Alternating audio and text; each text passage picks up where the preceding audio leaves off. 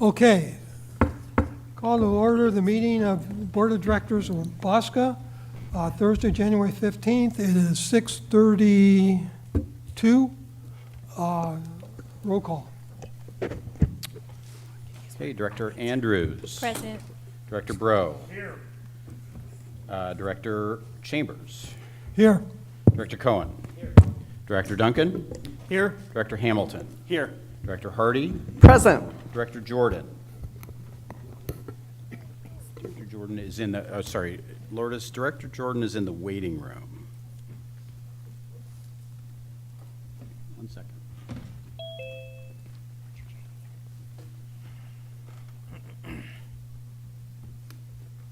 Hello, this is Steve.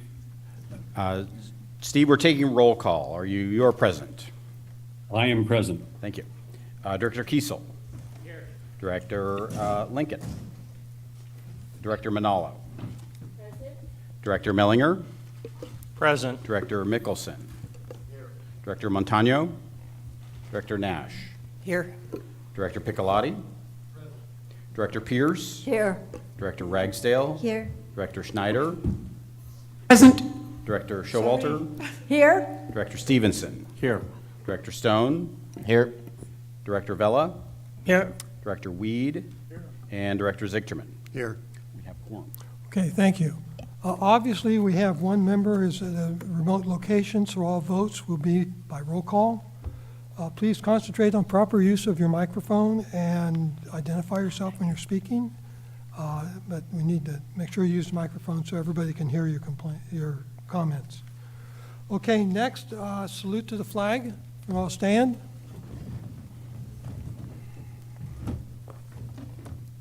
I pledge allegiance to the flag of the United States of America and to the republic for which it stands, one nation, under God, indivisible, with liberty and justice for all.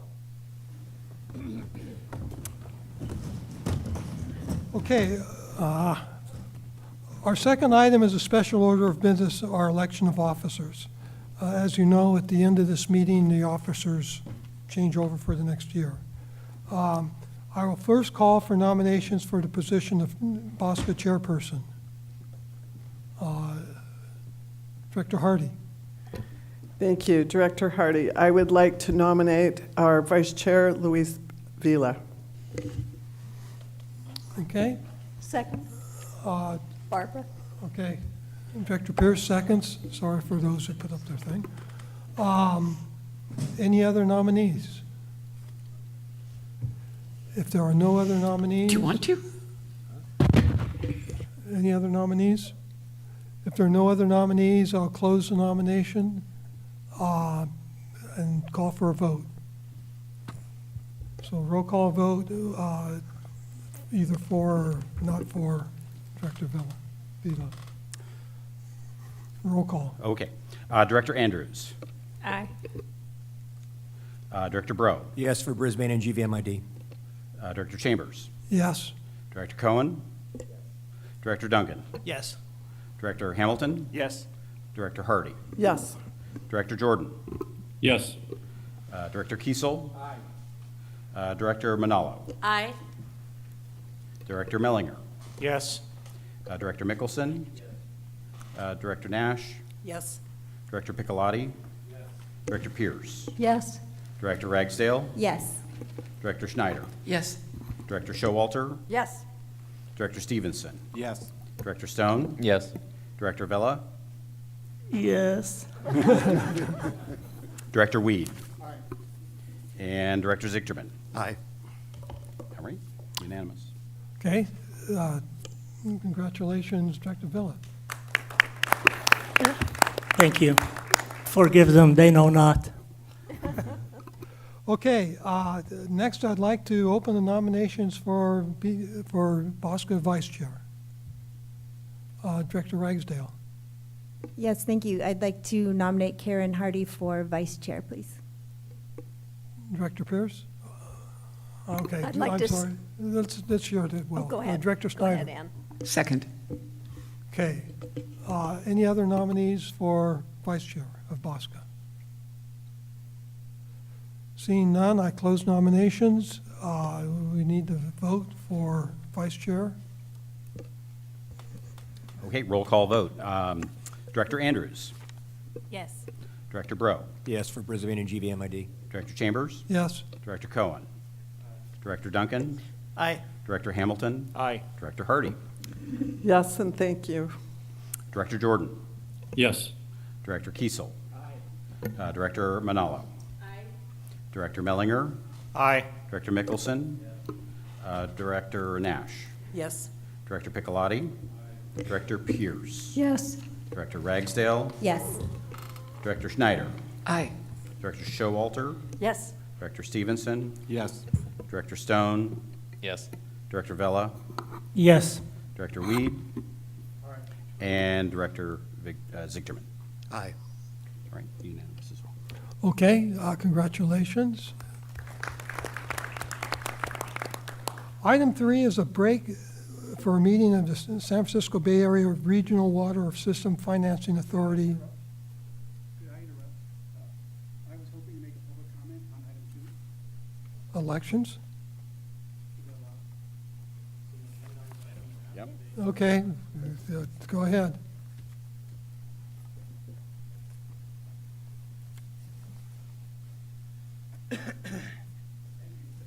Steve Warner. I should have done this actually before you voted, but you guys got this handout.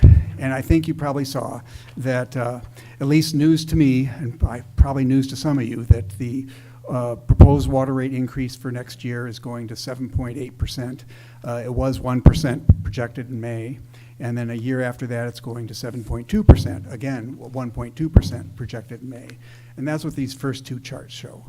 So it's a bunch of problems. And so that's the backside. You know, number one, for most of us, I think it was Is this the election that we're talking about? we're talking about the election, and my purpose here, and I'll explain my purpose then, is I'm hoping, Chair Vella, if, as the new chair, that you might make it a priority to address these issues during your term of office, and the same for Vice Chair Hardy. And that's my purpose here. And so I just wanted to briefly go through, to me, these are significant issues. You only meet 6 times a year. It's a big problem. I'm asking if you would spend time on these. And so I was just going to briefly talk about each of these items. May I continue? One more minute. Okay. So it's problem number 1, it's a surprise. Problem number 2, the timing's bad. Do we have any ability to influence the outcomes? Number 3, and to me this is the big one, no opportunity to provide input. If you guys are representing $1.8 million of us consumers, how can you be representing us if you don't have any input into the problem? So to me, that's a big issue. Number 5, the last one, rate increase projections now cannot be relied upon. They just changed massively in a period of 7 months. So anyway, I think it's a big issue. I think it should be investigated. There are a couple suggestions down below. My suggestion is we somehow figure out a way to make this a priority in the 6 meetings we have this year. Thanks so much for letting me interrupt this process. Okay. Any other comments? Okay, item 3 is a break for the meeting for the Regional Water System Financing Authority Board of Directors. I think we need to have one member step back. 2 members. 2 members. Well, one of them's in Chicago. No, he's not. Okay, 2 members.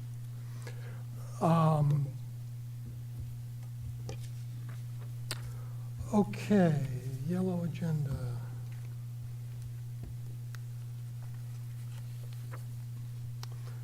Okay, I call order the meeting for the San Francisco Bay Area Regional Water System Financing Authority Board of Directors.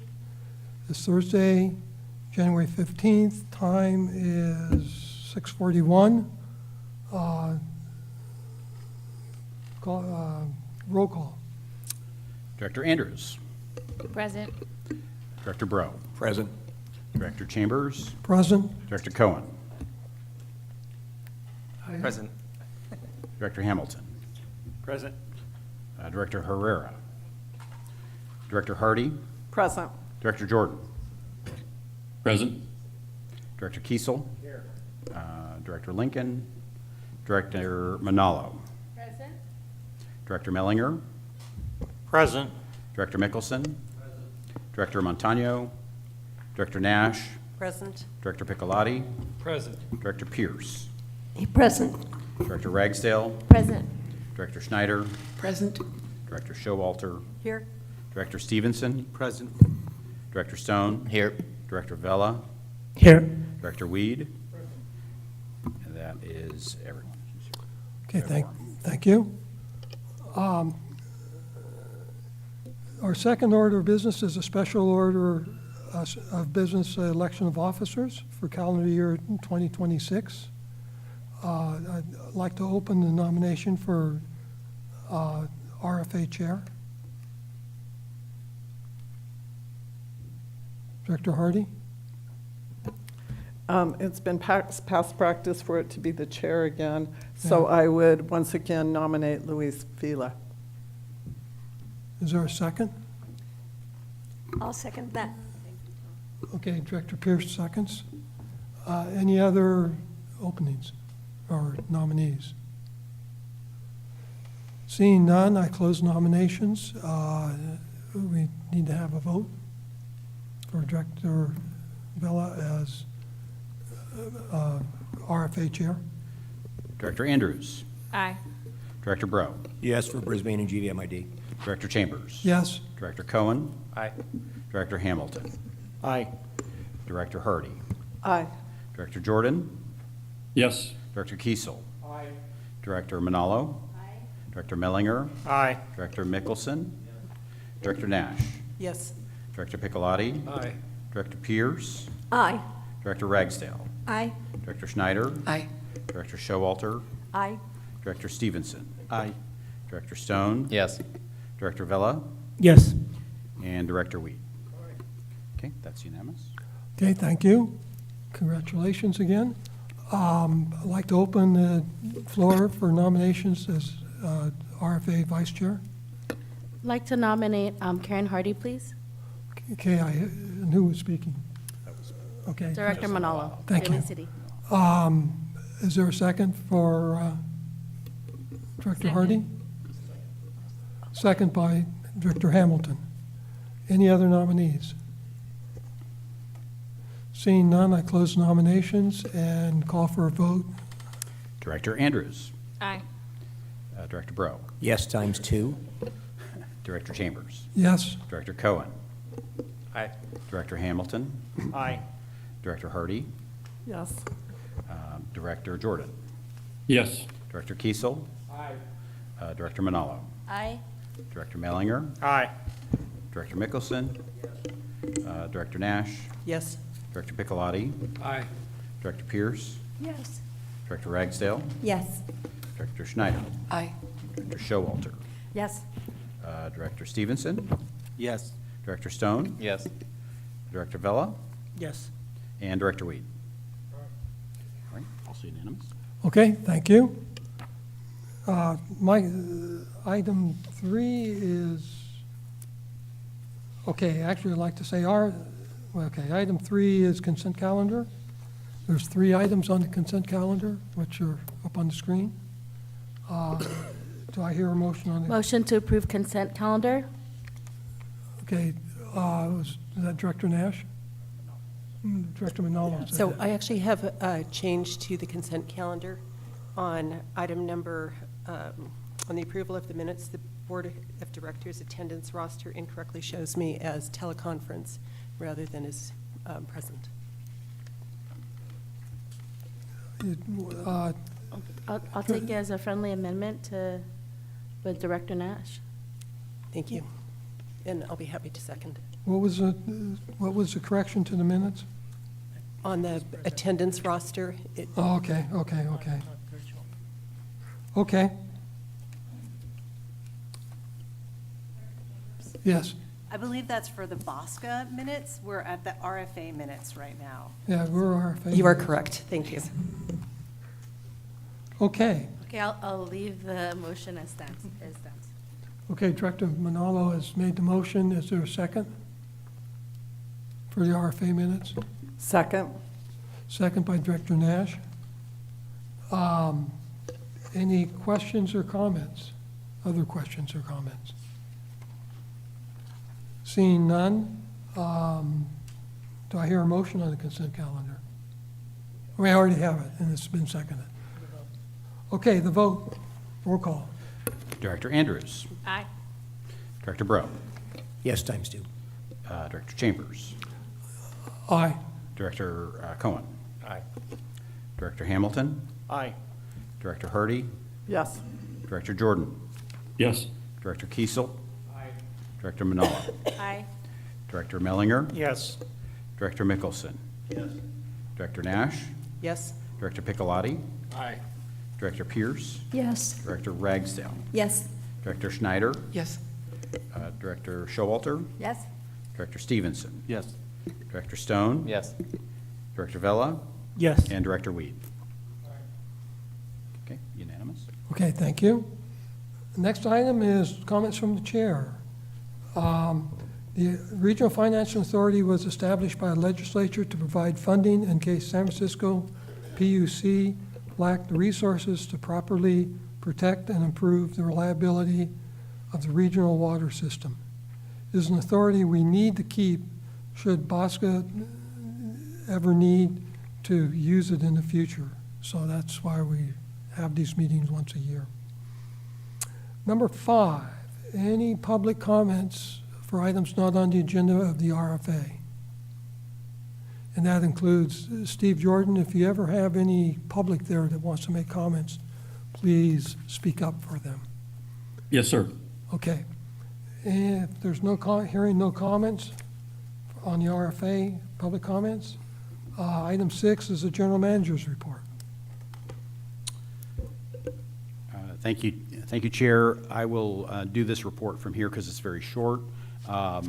There is a Form 700 filing that all directors are obligated to make, and there's an April 1st deadline for that. There are new filing requirements. I will get into those in detail in the BAWSCA board meeting a little bit later in that meeting about where you file and follow up with that. So just keep that in your minds as we get to that meeting. And that's the end of my report. Okay, thank you. Any director's comments for RFA? Seeing none, I adjourn this meeting. Our next scheduled meeting is January 21st, 2027. Okay, if we could reconfigure the seats for our BAWSCA meeting.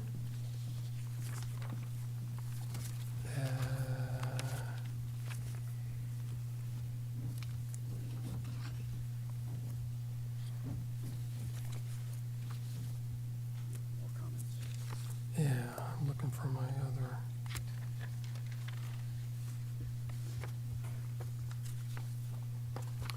Okay. I'm reconvening the BAWSCA board meeting. Comments from the chair. Tonight will be a full one, and accordingly, we'll probably have no closed session. You have received an update by email of the stuff was an update on our closed session material. We've completed our elections for BAWSCA and RFA, but still need to consider an optional pension payment to CalPERS.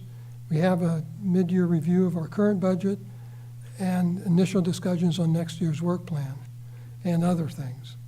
But this will be my last meeting as chair, and I'd like to offer some comments about these past 2 years. I've had several high points, but did start out with a low point, receiving Nicole Sankula's letter requesting her retirement. She was an Art Genshin trained and had so much experience, how could we ever replace her? With the help of Allison Schude, who kept us legal, we formed an ad hoc committee, which include Lou Vella, Leslie Ragsdale, Barbara Pierce, and Randy Bro, all of whom I want to thank to review and interview candidates, finally making a recommendation to the board. When I first saw Tom Schmegel's resume, I felt much better.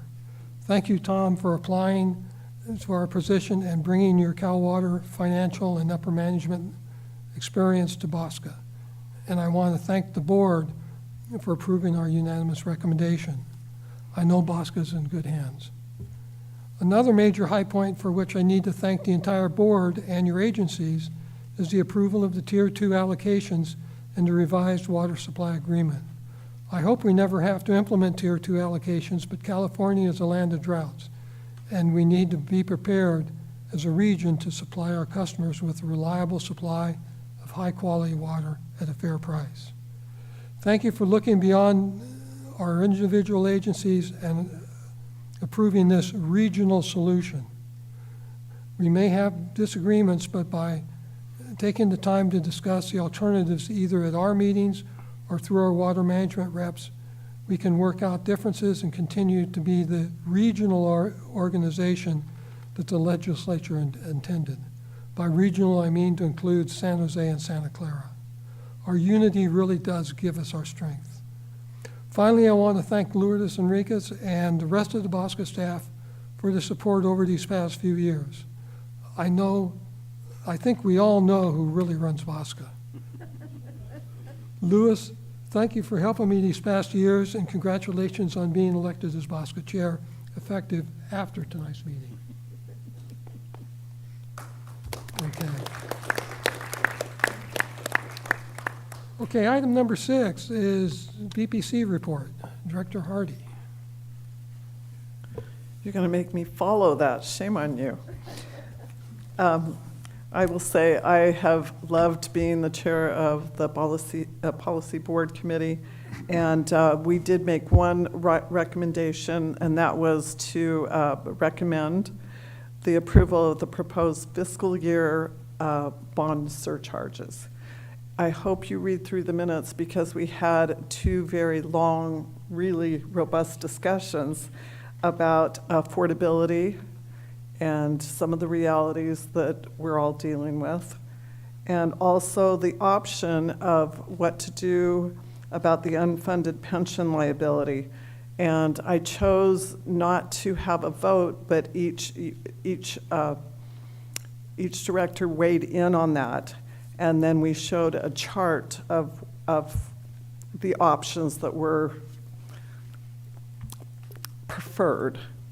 And the best way I can say that is about 5 of us felt that 2 was a good option and 2 felt 3 was a good option. But there was no, I want you to just be aware of that as we have that discussion tonight as far as the unfunded pension liability.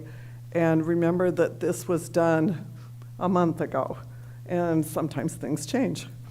And also, I want the members to understand what it means for the policy board, because we meet here every other month, but the policy board meets on those opposite months, so that doubles the number of meetings, but it also means you have the option of digging very deep into the policy and asking some tough questions and with a smaller group. And there's 9 of us, and that's the chair, the vice chair, the policy board chairman, and then the rest of the committee. And I feel very strongly that it's a good place to learn a lot of things and to get a lot of those questions answered. So what I'd like to do, I brought enough of my cards that if you are interested in being on the policy board, I would like for you to contact me. If you have been already and would like to continue, I'd like you to just let me know. And that way, if there is some real interest that I don't know about, I would love to make certain that I'm made aware of that and can let the chair know, because he will be appointing them. So I'm going to pass that out, and I'll run around and do that fast and probably not cause trouble, so I think you can keep going. But understanding it would be, we have our meetings in the afternoon on a Wednesday. I believe it's, I meant to remember the 2nd or 3rd Wednesday, 2nd, thank you. And they aren't horribly long meetings as long as we all behave. But it's very helpful, especially when you get to hear, because you are very, very prepared and are aware of the things that are coming before this board. So I will pass those out, and I'd love to hear from a bunch of you. Thank you. Okay, thank you. Item 7 is public comments for items not listed on the agenda. I have 2 speaker cards, but not for this item. So anybody have items that are not on the agenda of the public? Okay, hearing none. Item 8 is the SFPUC report, and given by Allison Castema. Thank you. Can you all hear me well enough? Great. Thank you.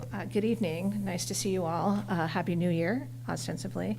I'm going to give the water supply conditions report update, and then I have some updates on our CIP process, just brief updates. So our storage is continually looking good. As you may recall, we are in a mountain tunnel shutdown.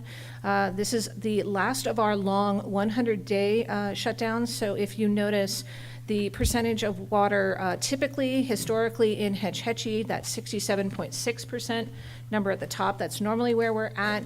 We're up at 89.7, and that is because we are in that longer shutdown to complete elements of the mountain tunnel project. So again, as mentioned, this is the last of the long 100-day shutdowns, and that should continue until March. We are relying on our local treatment plants, Harry Tracy Treatment Plant on the peninsula and Sonoma Valley Water Treatment Plant in Sonoma, to uphold the demands of the system. So overall, again, storage is looking good. We saw it look good last year. It is continuing to look sufficient for needs currently. So across the state, you will also see the same sort of storage situation. Everything seems to be above historical average. Again, that is because we've had good quantity of water coming in last year, this year, and I'll talk a bit about temperatures as well as we get to our consumption at the very end here. So if you didn't hear this, this is our the drought monitor. You probably saw some headlines that we're seeing no drought identified in California by this drought monitor that we doesn't always indicate perfectly what's happening in our area, but does give us a sense of what's happening across the state in terms of arid conditions and precipitation. So first time in a while that we haven't seen any color on this slide. Precipitation up at Hetchy, it continues to be above median. So this, as you can see, we're not in our wettest year. We certainly are not in our driest year. And if you are familiar with upcountry, again, we've got a fairly good, if we're getting median, it is good for water supply and storage levels. These numbers are quite high. We have seen above the median for all of October, November, December. Here we are in January. We are sort of, I'd say, 60% of the way to the median for the month. We do not have anything that we're seeing as wet weather for the next few weeks, so looking pretty good, but we're always watching for this to continue through the early part of this year. Bay Area stations also, again, very similar picture, a good quantity of water we've seen in the first few months of the water year, but we will continue to watch this. Upcountry snowpack, these are numbers based on the snow pillows, the lower elevation snow pillows that are automated. We haven't done snow surveys yet. We're waiting for February 1st, but again, currently at median. And as mentioned, the forecast doesn't show any significant precipitation events in the coming week. Total deliveries here, we have started once again at the beginning of the year, that 149. This is our low point during the year. I will point out that last year, 2025 should be the very top line you're seeing above the yellow. The reason I point this out is, please note, I think we all knew this, that it was quite a cool year in July. We were on track to actually be above our 2015 purchase numbers, consumption numbers, but we had such a cool off in the summer, you can really see where that peak dropped off. And this does go to purchases on the system. It was mentioned the rate range letter has gone out. The wholesale rate is not yet set. This is a very typical process. We start with a rate range letter. We speak with BAWSCA and look at what the budget and CIP turns out to be, and the process continues until May before that is actually set. And again, I'll just mention that we do set a wholesale rate every year, so we do have to get that moving and set so that your agencies also have that information for budgeting purposes. But more information and discussion will be coming. But your agency should have received that rate range letter from BAWSCA that was distributed earlier this week. Budget and CIP update. This is a very lightweight update. It's not a great amount of detail, but we did want to familiarize everyone and remind them where we are in the process. We are part, of course, of the City and County of San Francisco's budget and CIP process. That means we will do a commission review and then proceed on to the mayor's office and through the Board of Supervisors for approval. Our commission hearings for the 10-year CIP for fiscal year 27 through 36, they are starting. We've had the start of our hearings on the 12th. The water enterprise and Hetchy water-focused hearing is on the 29th. The materials are shared with BAWSCA. They have been receiving those materials. We've been discussing them since December when we provided information, and they've received more information per the contract for that review. And we'll be discussing that further before that hearing and after the hearing. And then adoption of that CIP is planned for early February, currently slated. And I would just say that though there are budgetary constraints, we are maintaining commitment to the planned projects, particularly those in construction. Particularly ones that are in the first 2 years of construction, Mountain Tunnel being one. So regionally, that includes ozone at Sunol, right? So that is for taste and odor compounds. That project is in construction. Backup power at Tesla. If you have been to our Tesla UV facility, it has a flywheel UPS, uninterruptible power supply system. That facility came online in 2011, thank you. I was gonna say 14, but that's not right. 2011, so that system is aging. It's actually a very unique system, but that facility must have power to operate in order to treat the Hetchy source. Chemical facility rehab at Harry Tracy as well. Again, it's a constantly running facility, so we have various upgrade and R&R projects for those facilities. We do have plans for work on, by Division of Safety of Dams, DSOD, California regulators, the regulator of our dams.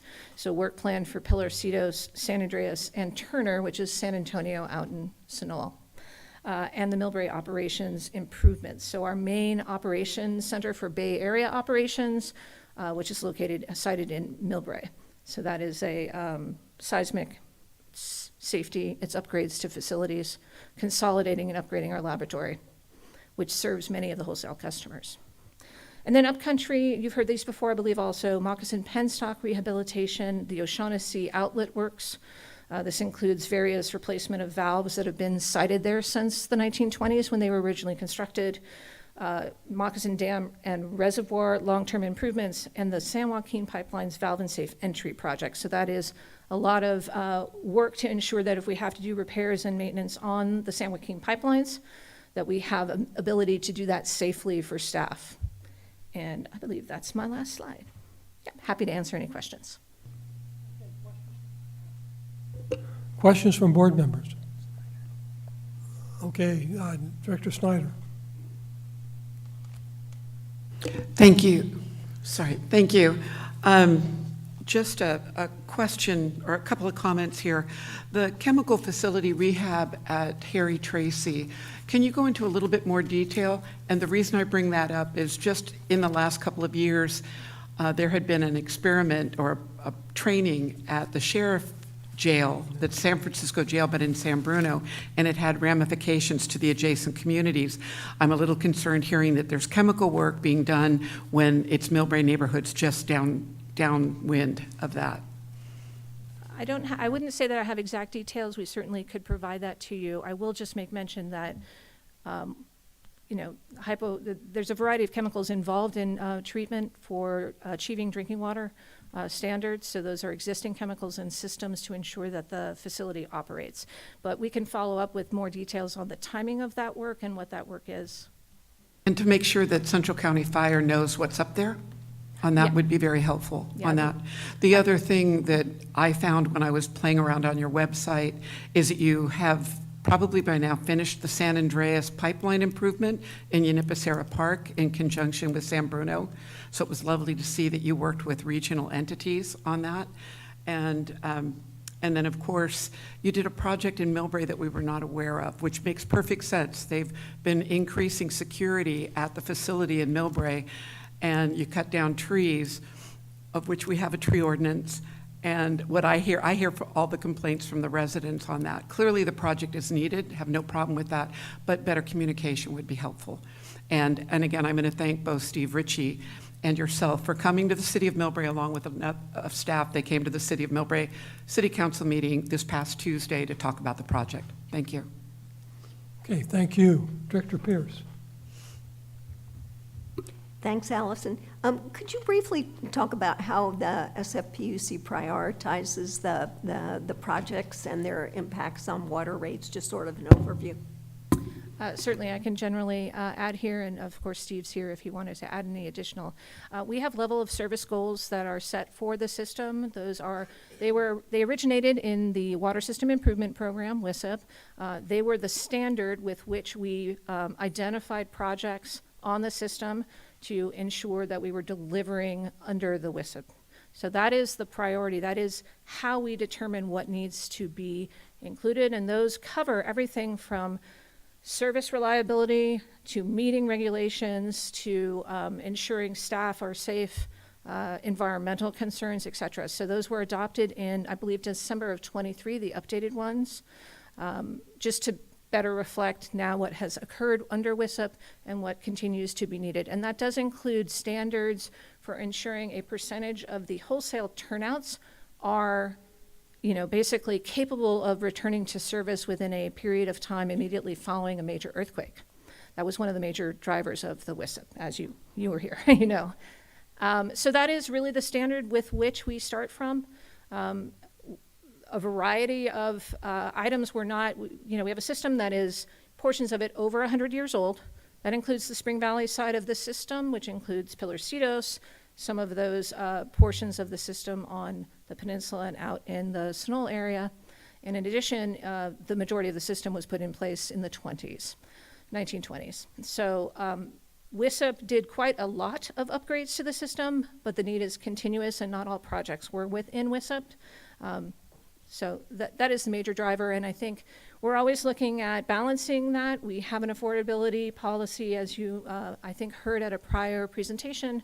So basically, the capital program is looking at what are the needs of the system to ensure we can achieve the levels of service goals to deliver to those who rely on the system every day, and to make sure that we're managing that for affordability across the 10 years of the program and beyond. I will let you know that when we were looking at the CIP, we were not just looking at 10 years. Our system, we were looking at 20 and onward because there's no end to the need, right? The system doesn't instantaneously, we didn't build a new system. We are maintaining a system that's been in place. Hope that answers. Yeah, that does. Thank you very much. Okay, thank you. Director Stone. Thank you, Chair. I'm curious about what's causing the wholesale rates to jump so significantly. Last year, I believe you projected 1% and 1.2% respectively increases in 27, 2028. Now you just revised that to 7.6% and 7.2%. Can you talk more about what's driving those rate increases? Yeah, again, as mentioned, when we were set to achieve a higher purchase in the last year. But again, as you know, we had a cooler summer, which really capped out the purchases mainly from the wholesale customers. So those lower demands, the contract has a set budget and a requirement to reimburse for the costs on the system. So when there are lesser water purchases, it means the rates tend to have to go up to compensate. So that is the main driver currently in the rate range as we are looking today. And again, there's more time that is looked at over the next few months. Yeah, well, it definitely speaks to needing better demand studies and predictions, which I know is just tough, and I know we're talking about that tonight, which is great. I'm concerned of these significant increases. I had my staff revise our own numbers now, what we're looking at, and we were looking at in Palo Alto, 10% increases in 2027 and 2028. Now, because of this, we're now going to be looking at 12% increases and 13% increases respectively. And it's frustrating going back to our constituents and continuously asking them every single year to pay more and more as these water rates consistently increase. So hoping we can get just better answers, more predictability, and challenging to be told one thing one year and then have a significant increase pretty last minute. So thank you for that additional information. I will add also for the benefit, there is a benefit with the balancing account.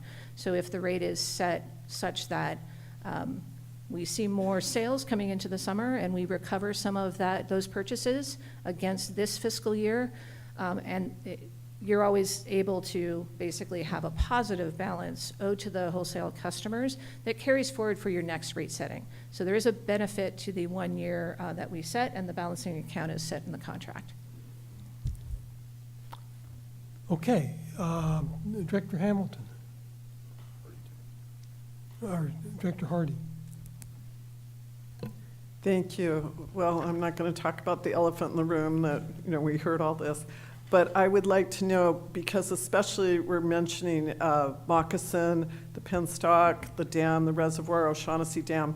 I do know that it was very helpful for me to go on the tour and to see these things and ask questions, because we are making decisions based on a system that you need to have seen. So I was wondering if you could let us know when the next possible tours are. Thank you. Thank you. Yes, and it's a great opportunity to spend 2 days really asking those questions and getting the details that various members at all tours tend to ask. So I would just say that we do tours from May to October. We haven't issued any dates yet, but we will be talking with Tom and staff here.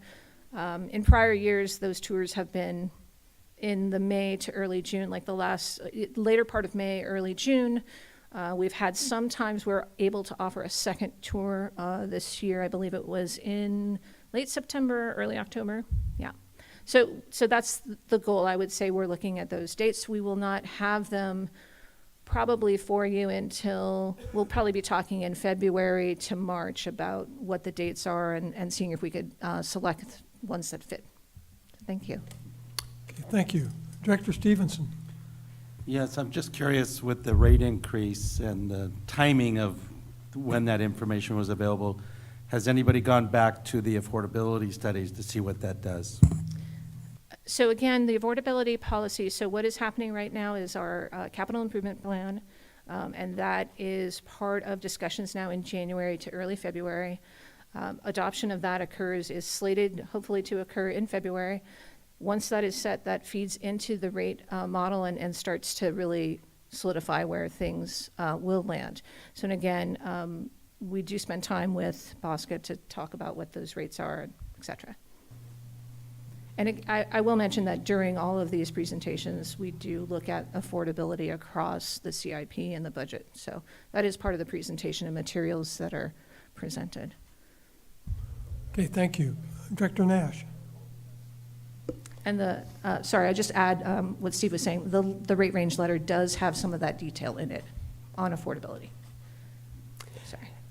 So if I understood correctly, the rate increases are really tied to a lesser water purchases.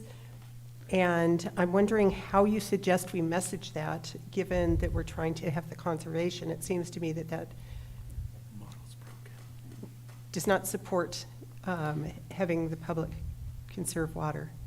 I would say this is always, having done communications in water systems, this is always the challenge of, we particularly face it during droughts where we ask folks to use less, and yet we know the costs of the system remain the same. So it is a challenge. I think part of what we do try to talk to is the fact that we have to maintain the system in order to ensure delivery. And we try and offer it. Certainly, I think BAWSCA maintains conservation programs for your various agencies where you can opt in, San Francisco for our retail customers. That is really where we put our, a certain amount of effort is to try and offer customer programs and rebate programs to support those who would like to aim to reduce their bill. We do have benefits, in a number of agencies have such lower use that our bills do achieve a certain amount lower than some other areas because we're using less water. So always a challenge, I would say. I don't have a perfect answer for how to solve it, but. Thank you. And then I was wondering if you could comment, I think this is an appropriate time to ask for a comment on what Dave handed out as far as the fact that this is a surprise with the increase in rates. And can you make any comments on this, the questions he asked? I don't have that in front of me, so I don't have the exact detail. I'm not sure we were given a copy. I think it again matches we do, rate projections are based on what we understand, what we look at in terms of projected purchases, and we're going to see some fluctuation there. We see some years where purchases are above projections. There's been a number of years where the wholesale balancing account was actually owed to the wholesale customers. You may remember this, maybe a year or two ago, we were at almost $80 million owed to the wholesale customers because we set a rate based on purchase projections. They're all set on costs of the system against purchase projections. And so when the wholesale customers purchased more, you ended up with a balance in the balancing account owed to you, and that helped to keep, that balances your rate across those years. We use that. Again, the rate range letter we're looking at now has almost $5 million under the current, where we are in this period of time in the year and what we're seeing with purchases, is almost $5 million that the wholesale customers would owe to the system because those purchases didn't match up with what the projection was. So the balancing account helps in both ways, and in many times we have seen it be basically a balance owed to the wholesale customers to offset your next year rate. Thank you. Okay, any other question from board members? I have 3 speaker cards for this item.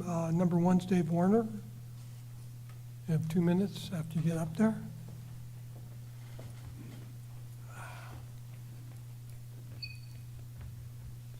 So first, I just thank Allison for the candid discussion and explanations. To me, though, the answer is very scary, and we're now at just the beginning, that if this price increase is because of a demand decline, have you looked at what the SFPUC is projecting for BAWSCA demand going forward? I think they're using the mid-range that we'll talk about in a minute, or in an agenda item, but it's very likely there's a lower bounds, and if we come anywhere, if we continue along that path, we're going to see over and over and over again these kind of increases. And to me, one of the most interesting things is they can't reduce costs. I would hope that there's some way to reduce costs, but and I think the only way would be through capital projects. But there isn't much way that they're giving us. And so I think it makes it all that more important to start looking at contingency plans of, okay, what happens if that lower end of the demand range materializes? How are we going to manage that? Can we really afford to do all these projects? Maybe we can't afford not to do, but we should be having that conversation with the idea that here's what the cost might look like and here's the choices we have to take. Because certainly at this late stage, we don't have much choice, but there are probably a bunch more of these big rate increases in our future if demand continues on the downward slope, which seems to be the indication. Thank you. Okay, thank you. Next, Peter Dreckmeyer.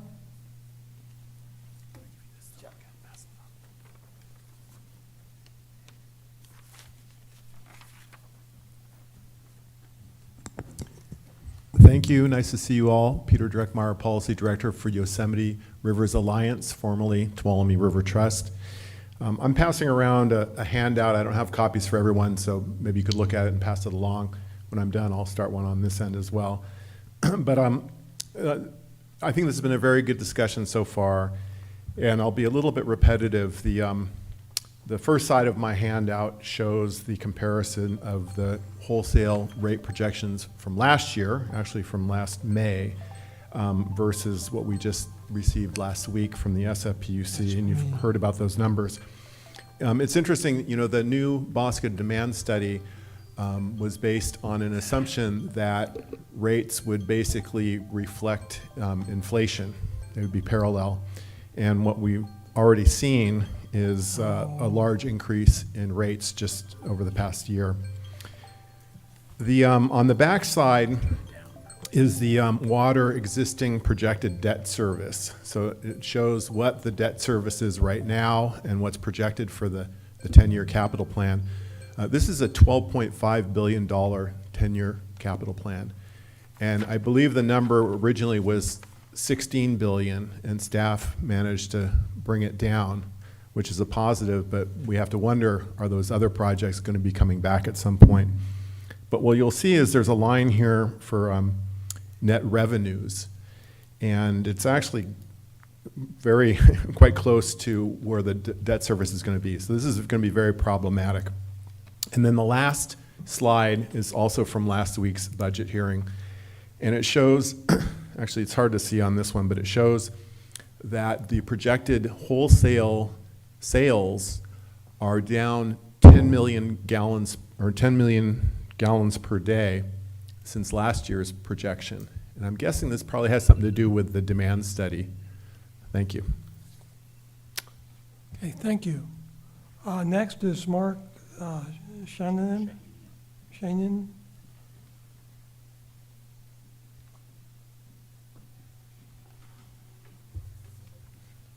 Good evening, everyone. My name is Mark Shahenian. I'm here on behalf of the Sierra Club this evening. You received notice earlier this week of a surprise 7% rate increase. As the two previous speakers mentioned, it's not a surprise. It's no accident that we're here. The SFPUC has been quite aggressive in its spending plans. There's a $500 million campus going in Millbrae. There's another $400 million campus that won't hit the wholesale customers going in San Francisco. And that is a result of the over-projections of demand that BAWSCA has put out over the past 25 years. If you look back at those projections, and it's in your packets, I think, it averages about a 50% over-projection by the time you get 15 years past the projection itself, past the date of the projection. And so what happens then is SFPUC takes those numbers and builds its CIP off of those. It says we have lots more money coming in from lots more demand, we can go build a big capital plan. And if what we're seeing now happens and demand keeps dropping, and Sierra Club has a projection that I've sent to all of you about where demand will go, we think it'll go to about 145 MGD for the BAWSCA region as a whole, not just the SFPUC number. And we're concerned that there's this tendency to take more water from the environment and more money from ratepayers' pockets to and these demand projections feed right into that. And so we just ask you to be very considerate of where this demand projection goes. We'll, of course, comment after the next piece, but just keep that in mind. Okay, thank you. Any other comments on PUC report? Okay, the next item of business is consent calendar. Any questions or Director Nash? Thank you. I think this is the appropriate place to note that on the attendance report, it lists my attendance for the last meeting as teleconference rather than present. Thank you. Okay. Let's make the correction. Okay, Director Bro? With the correction of Director Nash's attendance, I'd give you a motion to approve the consent calendar as submitted. Okay, is there Second. a second? The second is Director Manalo. I'll get your name right. Okay, any further discussion? Director Showalter. Another sort of clerical error. I should have a little telephone by my name for the November meeting because I called in from the National League of Cities meeting. Yeah. Okay. So if we could just have those corrected, no. Friendly amendment, so. The maker of the motion is happy to accept that amendment. Thank you very much. So we just got a little switch there. Okay, any other comments about the consent calendar? Before the vote, any comments from the public? I don't think so. Okay, roll call. Director Andrews. Aye. Director Bro. Yes and yes. Director Chambers. Yes. Director Cohen. Director Duncan. Aye. Director Hamilton. Aye. Director Hardy. Aye. Director Jordan. Yes. Director Kiesel. Director Lincoln. Aye. Director Manalo. Aye. Director Mellinger. Aye. Director Mickelson. Yes. Director Nash. Yes. Director Piccolotti. Aye. Director Pierce. Yes. Director Ragsdale. Yes. Director Schneider. Aye. Director Showalter. Yes? Director Stevenson. Yes. Director Stone. Yes. Director Vella. Yes. Director Weed. And Director Ziegterman. Abstain. Okay. Motion passes? It does. Okay. It does. Next item is item 10, the action calendar, potential one-time payment to CalPERS to reduce BAWSCA's unfunded pension liability. Christina Tang, would you like to make your presentation? Yes. Thank you, Chair Chambers. Good evening, everyone. So last spring, the BBC asked staff to evaluate BAWSCA's fiscal situation at the conclusion of fiscal year 24-25 to consider making an additional discretionary payment to CalPERS in order to reduce BAWSCA's unfunded liability. So just to provide you some context, the additional one-time payments are allowed by CalPERS at any time in any amount. And any additional payments made will not require any additional payments to be made in any future year. So based on the latest CalPERS actuarial report, as of June 30, 2024, BAWSCA's unfunded liability was $1.2 million, estimated to be paid off by 2043 based on a discount rate of 6.8%. However, because CalPERS had an exceptional investment return in fiscal year 24-25 at 11.6%, therefore CalPERS currently projects BAWSCA's June 30, 2025 unfunded liability to be reduced to $928,000, which is about $300,000 less. So this is a great example that unfunded liability is an actuarial value, which fluctuates over time based on a number of reasons, including CalPERS actuarial assumptions and its own investment performance.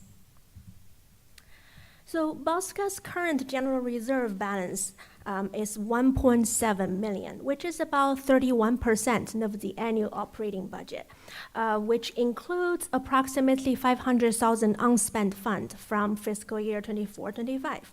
So at the BPC meeting last month, staff presented 5 payment options to the BPC for discussions. And like Director Hardy mentioned earlier, based on the opinion poll result, the committee narrowed down these payment options from 5 to 3 options, ranging from no additional payment to $300,000, as shown on the slide. So under option 1, no additional payment, based on the current CalPERS amortization schedule, BAWSCA's unfunded liability would be paid off by 2042, with the current funded ratio at 87.5%. So option 2 got the most support from the BPC. So if BAWSCA chooses to make that one-time additional payment of $200,000 funded by the reserves, then our general reserve to budget ratio would be brought down to 27% within our current budget guideline of between 20 to 35% of the operating budget. And the liability would be considered as funded at 91.4%. The present value savings is estimated to be $32,000 to the agency. Some BPC members also showed support of making a more substantial payment. That's why we included option 3, the one-time payment of $300,000 for discussions. So with that, BAWSCA's unfunded liability, the funding would be expected to be paid off by 2034, so 8 years faster than CalPERS default schedule. Under that approach, BAWSCA's general reserve to the budget ratio would be brought down to 25%, which is still within our policy guideline. And the present value savings under this approach would be estimated $46,000. So the recommendation is that the board approve a funding approach out of the 3 options presented. So I'm happy to answer any questions you have. Okay, before I ask for a motion, I think we really need to have a discussion on this so we know what should be in that motion. So I guess we should start out with Director Nash. Do you want to say anything yet? Okay, Director Mellinger. Thank you very much, Mr. Chair. I'd like to signal my inclination for the $300,000 contribution. I recall the discussion that we had last year on this topic. It remains concerning to me that our pension liability will not be paid off until 2042. Obviously, there is the question of the appropriate levels of reserves to maintain. 25% is a number I am comfortable with, and I believe that this contribution will help to de-risk the agency from future economic shocks. I will say that while I am not an economist and I am not a financial forecaster, I don't have a particularly rosy outlook right now. And given that we are on the hook for any failures on PERS to meet their 6.8% rate of return, I think that trying to pay down this liability now is a wise idea. Thank you. Okay, thank you. Director Snyder. Thank you. For my part, being on the policy committee, I too would like to go with option 3. We were trying to be reflective of where everybody else is coming from. So I think for me, I think ultimately I said option 2, but I'd be okay with option 3. It's really, I love paying debt down as fast as I can possibly do it. But, we're trying to be fair to everybody on that. Okay, Director Hamilton. I'm kind of in the same boat of between the 2 options because, like Director Mellinger, I don't have a particularly rosy outlook for the economy in the near future, which makes me simultaneously want to de-risk the agency, but also to keep our reserves up. So I lean toward the more conservative approach of 2, but I would be fine with 3, frankly. Okay, any other directors want to put in anything? Okay, Director Weed. I think his mic's working. Your mic's not working. Okay, and the elements of the estimate are changing. We have a 2034 target, and because of the market, we're on track, or ahead of track. But we've adjusted the estimates for longer lifespan, and we dropped our discount rate to 6.5%, and would like to see it maybe go down to 6% as we go into the near term. So whatever estimate you have now, beware, it's going to become more problematic as people live longer. Thank you. Any other comments? Director Pierce? Director Pierce? Yes, thank you. I think one of the reasons that I had encouraged the 200,000 is because I've remembered the challenge that we've had going back and forth in terms of maintaining reserve. And so that was just one of the factors that came in. So of the choices, rather than taking the lowest and rather than taking the highest, I went more towards the middle because I was concerned about making sure that if we needed our reserves, which we have periodically depended upon for accomplishing programmatic elements that we needed to do, or if there were problems. And so I just wanted to give that perspective to the people who weren't in the room for the policy discussion. Okay, Director Mellinger?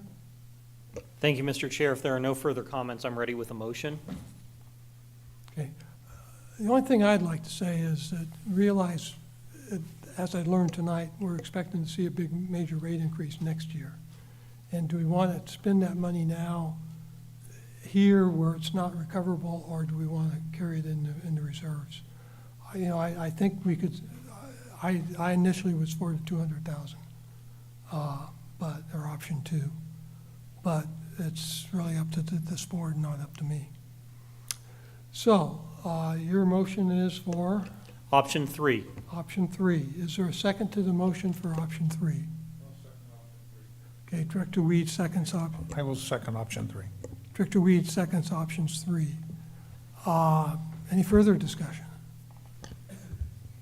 Okay, roll call. Could you just do a brief call for public comment, just in case? Okay, public comment. Any public comment on this item? Okay, thanks. Not seeing no public comment, roll call. Thank you. Keep me honest. Director Andrews. Director Bro. Yes and yes. Director Chambers. No. No. Director Cohen. Aye. Director Duncan. Aye. Director Hamilton. Aye. Director Hardy. Aye. Director Jordan. No. Director Kiesel. No. Director Lincoln. No. No. Director Manalo. Aye. Director Mellinger. Aye. Director Mickelson. Director Nash. No. Director Piccolotti. Director Pierce. No. Director Ragsdale. Yes. Director Schneider. Yes. Director Showalter. Yes. Director Stevenson. No. Director Stone. No. Director Vella. No. Director Weed. Aye. Director Zichterman. No.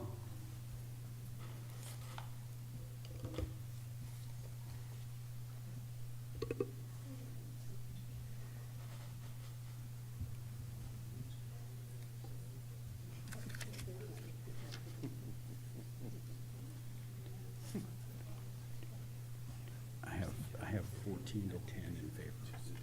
Okay, I'll take your report. All right. Okay, 14 ayes, 10 noes, motion passes, so we will do the 300,000. Okay. Next item is reports and discussion, and Ms. Tang has the first two, and I think we'll ask for public comments after, for each speaker. So go ahead and do your presentation. Sure. Thank you, Chair Chambers. So BAWSCA has been closely monitoring the agency's unfunded pension and OPEB liabilities, and we also reported to the board on the yearly basis. So this slide summarizes BAWSCA's pension liability as indicated in CalPERS' latest actuarial valuation report. Since we just talked about it earlier, I'm not going to repeat everything, but I do like this slide because it explains how the unfunded liability is calculated. It basically represents the liability of services that have been earned but not funded. So as requested by the board, BAWSCA also updated the board about SAPUC's pension liability funded status along with our annual report. So SAPUC participates in their cost-sharing defined benefits pension plan administered by San Francisco Employees Retirement System based on pay-as-you-go. In addition, they participate in the replacement benefit plan for the retirement allowance exceeding IRS 415 limits. So as of June 30, 2024, San Francisco's net pension liability was $3.9 million based on a discount rate of 7.2%. And SAPUC's share was about 7.4% of San Francisco's unfunded liability, or approximately $291 million. So in fiscal year 24-25, San Francisco's share of, SFPUC's share of San Francisco's contribution to their retirement system was 48.5 million, which is approximately 2% of their annual operating budget of $2 billion. So on the OPEB side, BAWSCA has been participating in CalPERS SERPT since April 2014 to pre-fund our OPEB obligations. So BAWSCA's contributions made to SERPT allows BAWSCA to generate investment earnings for future retiree benefits and ultimately to reduce our OPEB liabilities. So BAWSCA has been fully funding our annual OPEB expenses. Our 25-26 operating budget includes a contribution to the SERPT of $85,000, which has been deposited last year. As of November 30th, 2025, our unfunded OPEB liability was $1.5 million, which is estimated to be paid off by 2036, based on a discount rate of 5.5%. And this slide summarizes our SERPT account status as of November 30th, 2025. So it shows our total contributions made, the program management expenses being charged, and also investment earnings to date. So over the past 11 years, BAWSCA has accumulated total assets of over 1.6 million at the average annual rate of return of 6.06%, circled in red. So I just want to point out, so as according to SERPT, the longer the investment in their trust, the funds would gradually align to their expected 20-year rate of return of 6.1%. So and so far, SERPT's rate has outperformed LAIF. So as of November 30th, 2025, our net OPEB liability was 1.5, which at the funded ratio of 52%, due to the long-term nature of OPEB. So BAWSCA has chosen to use a discount rate of 5.5% for our recent actuarial valuation. So just want to point out, so basically the lower the discount rate is, the higher the annual OPEB expenses and also the unfunded liability would be. But meantime, it helps reduce our future unfunded liability risks from the overly optimistic assumptions. So just similar to the pension side, so we are also reporting a status of SFPUC's OPEB liability funded status. So they participate in the single employer defined benefit plan based on pay-as-you-go, and in addition, they also contribute to the retiree health care trust fund. So as of June 30, 2024, SFPUC's net OPEB liability was $3.9 billion, estimated to be paid off by 2045, based on a discount rate of 7%. So SFPUC's share was about 6.7% of San Francisco's net OPEB liability, or $253.1 million. In 24-25, SFPUC's share of San Francisco's contribution to the trust fund was $19.4 million, or approximately 1% of their operating budget of $2 billion. So about a year ago, BAWSCA consulted with our auditors, Siobhan and Associates, and also legal counsel to understand the potential risk of San Francisco's unfunded liability to BAWSCA's member agencies.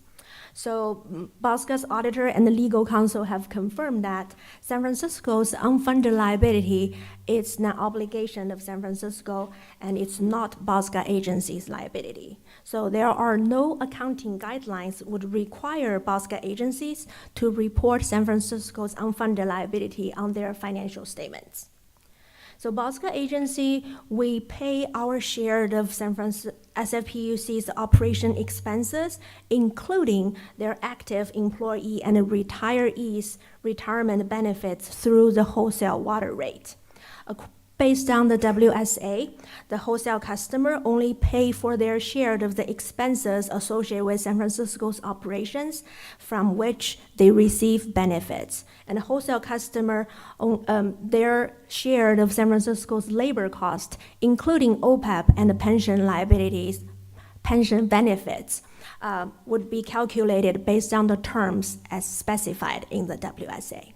So BAWSCA will continue monitor SFPUC's unfunded liability and will report back in the next year's annual report. That concludes my remarks. Okay, any questions from the board members on 11A, 11B? Any, Director Weed? Microphone. Yes.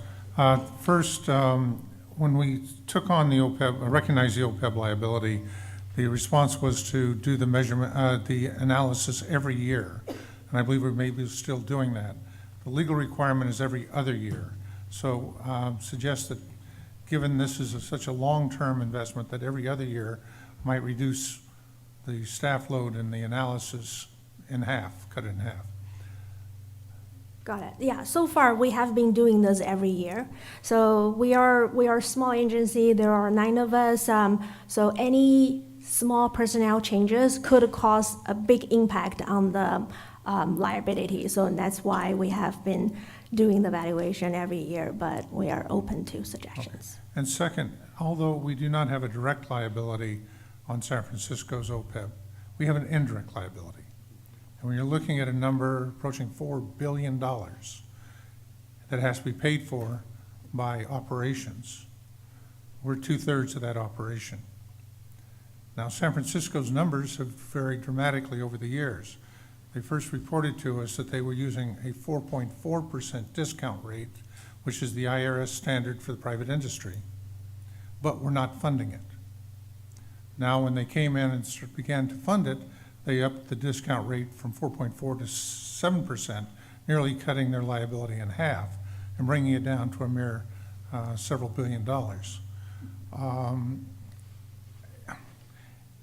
Thank you for keep monitoring it and recognize, and I encourage you to do, if necessary, a back of the envelope analysis of what, how much it's going to cost in rates to pay that off. Thank you. Okay, Director Snyder. Thank you. I think my question's more to our policy chair. I've been spending more of my attention on capital improvement, but I'd like to dive a little bit deeper into operational costs. And I'm learning more about exactly where is the line between BAWSCA and what BAWSCA is responsible for, and then what the individual member agencies are. But is there a place where when SFPUC is doing operational work, it has a direct impact on any one individual BAWSCA member, or there's a shared responsibility on that? I wasn't going to bring this up tonight because I'm just learning about it. There was some significant high-pressure water pipe work done that may or may not have had an impact and caused 3 failures in Millbrae just recently on that. So how operations works right where SFPUC meets the member agencies on that. So maybe that's a better subject for a future policy committee. And I'm working with the staff of Millbrae to try to get a better understanding of what caused what and who's responsible. Thank you. Noted, and I made a note. Thank you. Okay, any other questions from board members? Any questions for the public on 11A, 11B, which is just these 2 things? Seeing none, next presentation is 11C, the Regional Water Demand and Conservation Study. Ms. McPherson?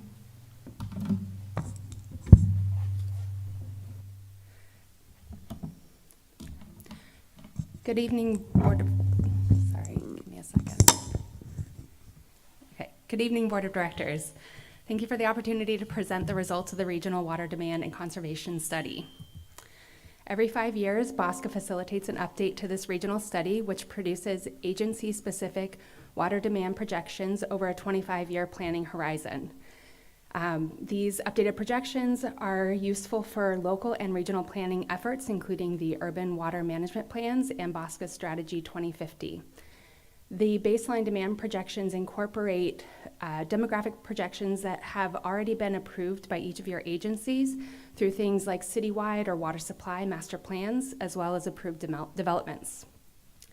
The approach and the assumptions that are used in the demand study also comply with state law under the Urban Water Management Planning Act.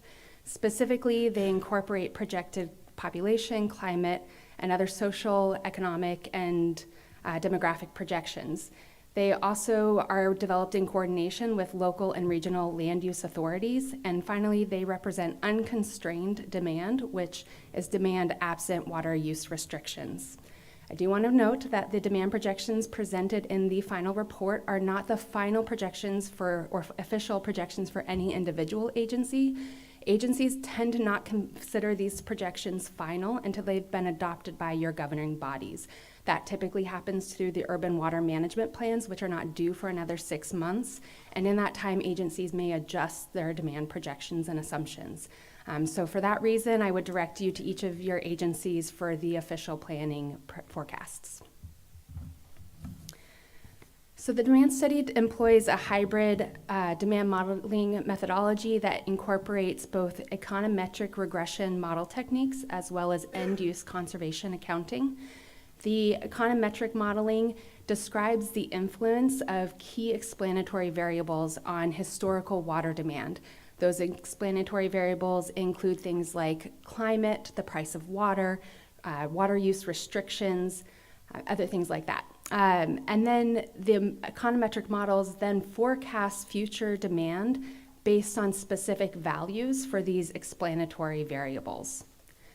Next, we quantify savings from both passive conservation impacts, that would be through codes or regulations that, for example, limit the maximum flow requirements for appliances and fixtures, as well as active conservation measures, which are things like rebate programs or incentives to get customers to use less water. The demand projections include locally specific climate and use that to estimate how that will impact future demand. And then finally, we conduct scenario analysis to account for the uncertainties in water demand forecasting. So this graph shows historical water demand, total water demand, and the shaded bars represent drought years. Water demand is projected to increase gradually over the planning horizon. This first line represents total demand absent additional conservation.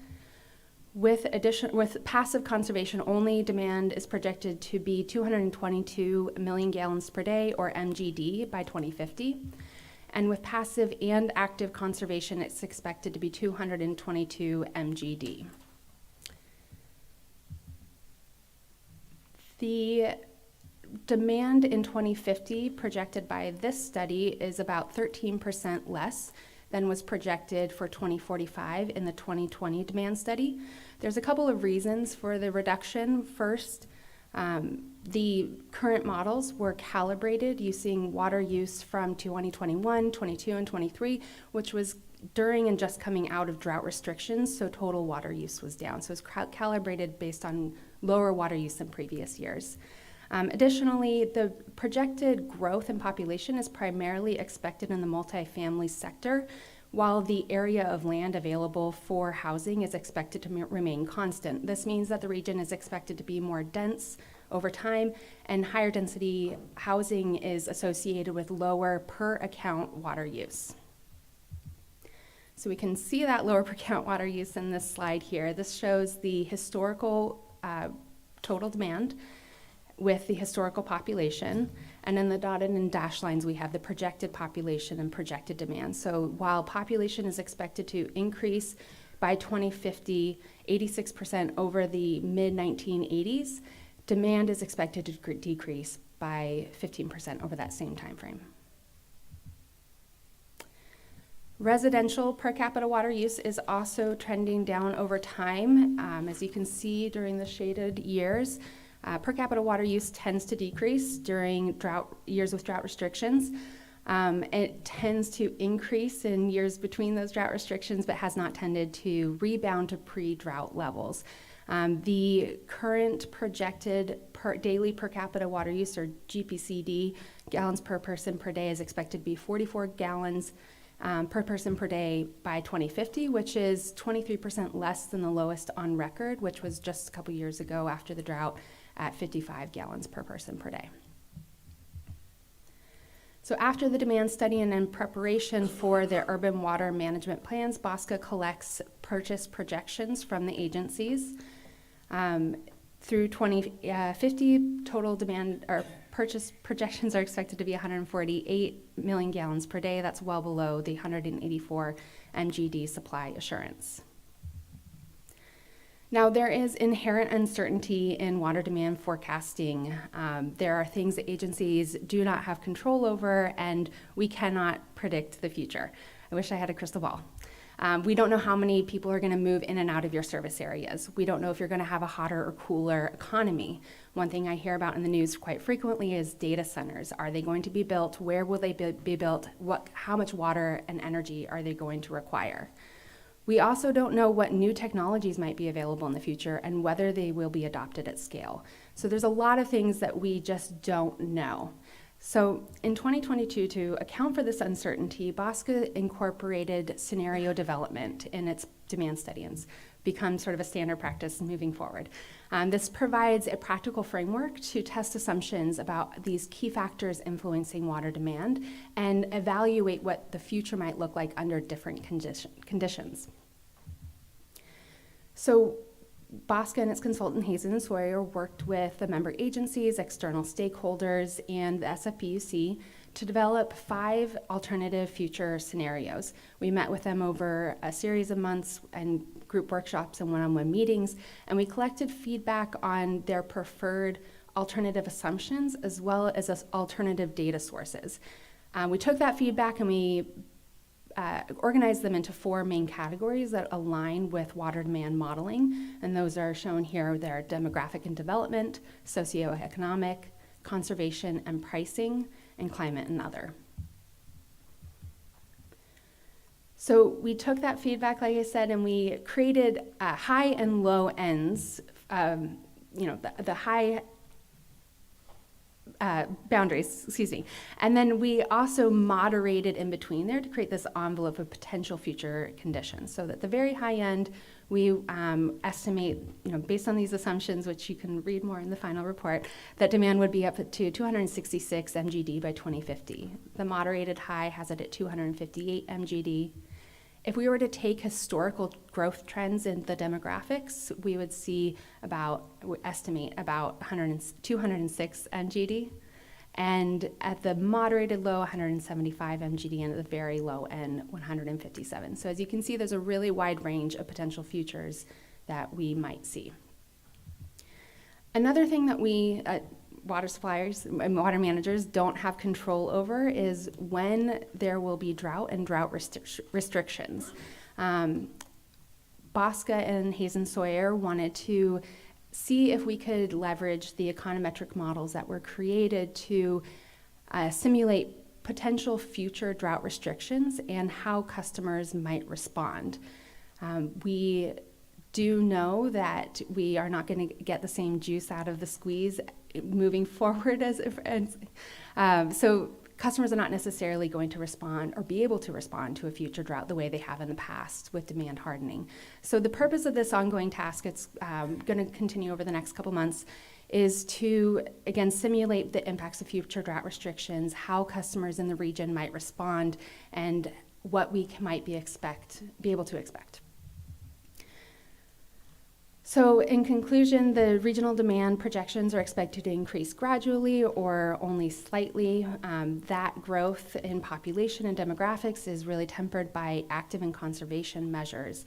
The BAWSCA projected purchases from the regional water system are expected to be below the 184 MGD supply assurance, and BAWSCA is going to continue to work with Hazen on these alternative scenarios to understand the uncertainty in and demand projections. And that concludes my presentation. I'm happy to answer any questions. Okay, any questions from the board? Okay, Director Snyder.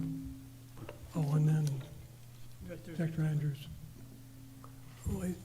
Director Snyder first, followed by No, okay, she's not. Just as a government. Director Zichterman first. And Thank you, Chair.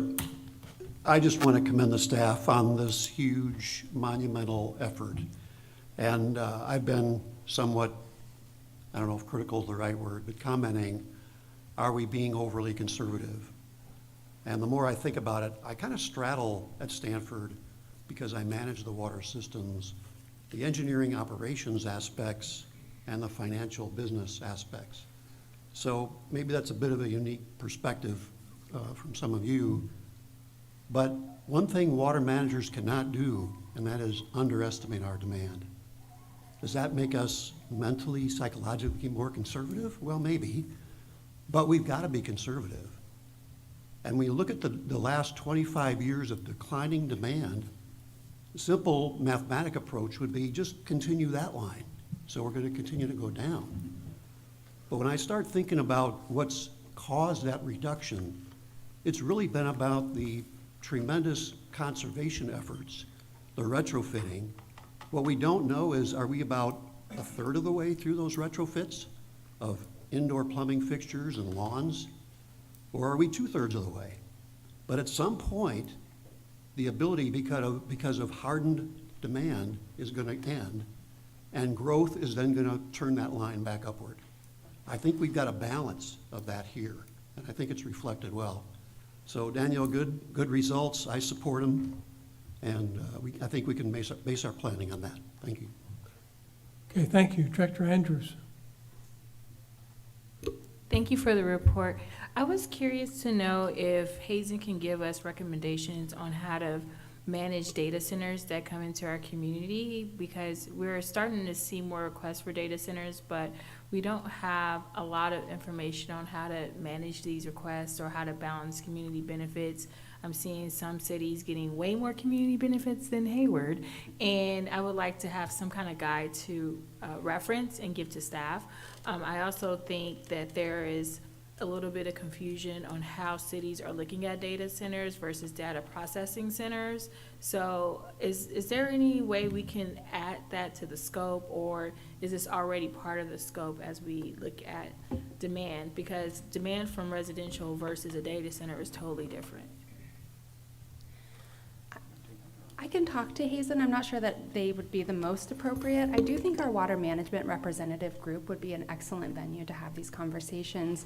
That way, the people on the ground at the staff level reviewing these proposed developments can speak to how they're communicating with those developers. There is a lot of uncertainty, and I think we're all really interested in gaining more information, and I think that group is a great information sharing opportunity. Let me say one other thing, Danielle. In a couple of agenda items, we'll be talking about next year's work plan and suggestions that you might have for next year's work plan. This isn't in the scope for Hazen right now, but it's certainly something that you could mention then, or we can remember to write that down for a suggestion at that time. Yeah. Okay, thank you. Director Hardy. Oh, I'll just piggyback onto that and tell Director Andrews, we have 55 in our city large, so come talk to me, and I can share some of what we have done over the water. But what I was mostly looking at was page 65 in the report. It said only the third bullet point under the key findings, it says only 4 out of 23 agencies are projected to exceed their urban water use objectives. Yes, I had to double look that up. At any point between 2025 and 2050. My first question is, do they know who they are? Not that I'm going to call anybody out here, but given what we were told about why one reason there is a concern in having to raise rates on everybody because we had a very mild July, maybe we should tell these 4 agencies they can pay for it. Just teasing. But along those same lines is what Director Zigerman was saying about I see a lot less volatility down the road and there will be a hardening of what the least we can do as far as water usage. And my concern is we also didn't know we were going to have AI and did not see that coming down the road as far as the water concerns and the need. So when we look at this to me is really hard to predict, because I do think we're going to get down to a point where you can't go any lower per person for reality-wise. And that when we look at what we're being asked to do for housing, we have some realities and some competing concerns. And I think it's important for us to at least be aware of those and look at these numbers and realize, as you said, your crystal ball's broken, ours is non-existent. The reality is we don't know, and I think being careful in how we predict these is important, because I don't see us being able to keep a downward trend for forever either. That's not going to be possible. And especially if our area continues to grow and if we continue to be asked to be putting in more housing and our economy stays strong in this area and we are still adding jobs. So I think being very careful about the way we look at this, but also it's a very hard sell to our residents. Yes, you did such a good job of conserving water, and we're so sorry because of that. We have to raise your rates. But it's because there is a certain, I think we need to make real clear to everyone there is a certain cost for the system, for that hard piping that we have and to maintain that. And I think that's an important way to look at it, that this is how much the system costs, and this is how much we have.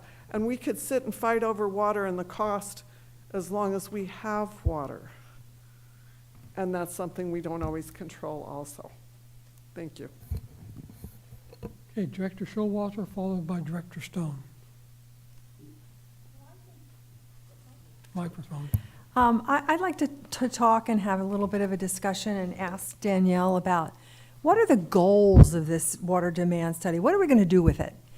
And one of the things by California law that we need to do about it with it is we need to produce our urban water management plans.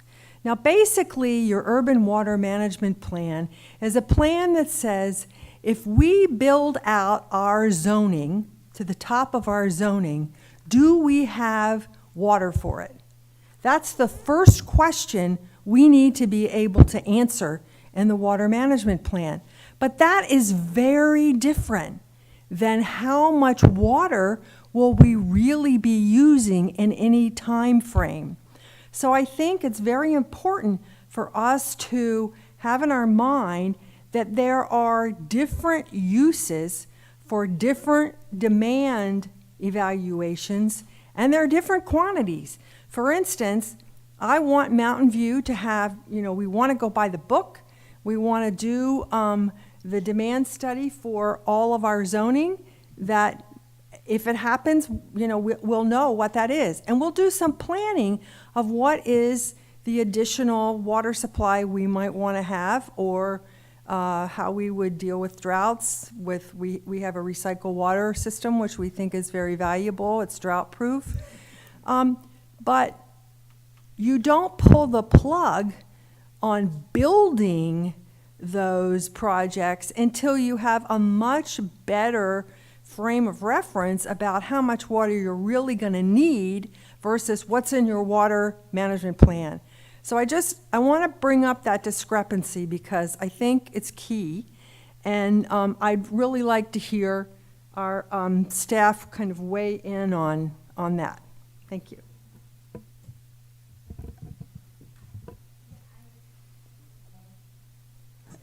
Yes, I agree. That is the baseline requirement for the urban water management plans, as well as the annual water supply and demand assessments.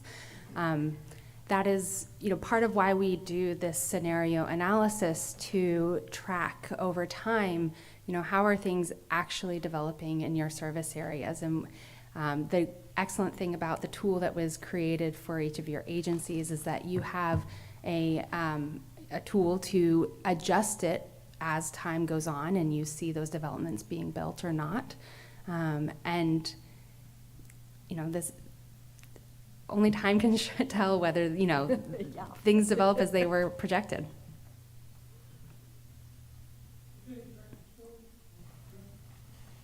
Director Stone, followed by Director Pierce. Thank you, Chair. I am glad to see that we're working with our consultants to develop the supplemental methodologies to be able to simulate impacts of future drought and the likely possibility of further demand hardening. But what's the timeline on that? You mentioned a few months, but given we're going to have to work on our own water management plans in our cities, can you give us a better understanding about the timeline on when we're going to then see an updated water demand study with those changes incorporated? Just a couple years. So there won't be an update to the demand study. This will be a supplemental document. It's essentially another alternative scenario. It's also a regional scenario. It won't be agency specific, similar to the alternative scenarios that were included in the demand study. But as Director Showalter mentioned, what the urban water management plans and the the annual water supply, demand, and assessments require is projecting water use based on projected population, climate, and other demographics. So it does not include projecting drought restrictions. So then maybe a question for our CEO on process. Do we ever formally adopt these demand studies? I mean, what's the process if we have concerns, objections to the projections? Because I don't think I'm as optimistic as some others tonight about the accuracy of this, especially if things like the drought task that we're looking at is not incorporated. Well, what I would first say is that you're not adopting this. This is a staff level exercise. You've adopted a work plan for us to conduct this with the cooperation of all the agency staff. And it's information to the agency staff that's useful in developing their urban water management plans primarily. This is a discussion item. I'm happy to hear your thoughts in the discussion. The demand study is finalized. It's published and it's on our website. The one thing that I will say is that we do these demand studies very often. I think we did one 3 years ago. We'll do another one within the next 5 years. Finally, I would say that every projection is wrong. And we just don't know which way it's going to be wrong and how far it's going to be wrong. So I think that's why we continue to do these studies. So this is the study that we have now. These assumptions are the assumptions that were agreed upon by the agency staff. And I don't want to step on Danielle's toes because she's worked hard on this. So I'll let you add. It looks like you want to add something. So. Well, I was going to add that you will adopt Palo Alto's, you individually will adopt Palo Alto's urban water management plans, which will incorporate, the demand projections shown in here are an aggregate of each of the agencies. And no one agency gets to tell another agency what assumptions to make for their demand projections. And so that's why BAWSCA didn't tell them these are the assumptions you need to apply. Right. No, I understand that. It's just the implications of this is so significant, and our Sierra Club representative tonight talked about kind of how poor we have been on doing these projections over the last several decades. We seem to be significantly off. I can't recall the number, but I'm sure we'll hear it again during public comment because it was alarming. I'm also concerned about just the real world implications on costs for all of our consumers. I mean, we just heard tonight from the SFPUC because their projections, based on their projections, because we had a cool July, their rate increases are going up from 1% to 7%.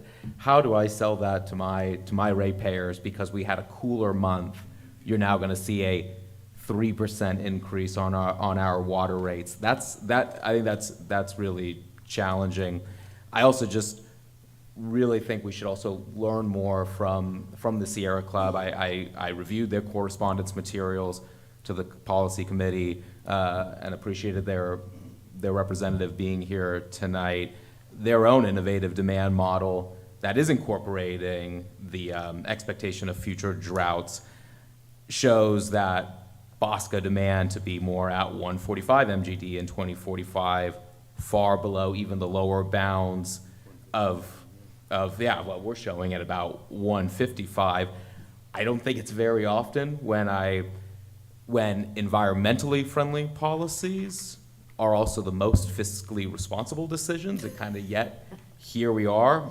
If we were to accept a lower projection, we can preserve water for the environment and save our ratepayers money. I know we don't have, of course, so much. These costs are really driven by costs from the by the SFPUC and all these fixed costs. But when we are projecting out much more significant demand than I think is necessary, or at least having an organization like the Sierra Club providing some pretty credible data to show that we might be pretty far off, I'm really concerned that we are further investing in what's just going to be future larger fixed costs that all of our customers are going to be paying for decades without really questioning the data. So those are my big concerns with this, and I appreciate the work, but also frustrated with the process that there could be serious concerns, questions, objections to this, and the response is we just have to accept it and address it then at our city level, which is very challenging. I think here is the power collectively of all of our agencies to be able to do that, not in our individual agencies. So thank you. So just one very quick response, because I know it was a slide at the BPC and I don't think it made it as a slide here, but the consultant that we use is doing this work for many other water agencies and districts throughout the state of California and elsewhere, as I understand it. Highly awarded, very regular, very standard methodology for demand studies. And so we've consulted with them. We've read the correspondence as well from the Sierra Club, and we're confident that the work that was done by Hazen was the highest quality work that we could expect. Okay. Chair Chambers. Director Pierce, followed by Director Jordan. Yes, thank you. Thank you.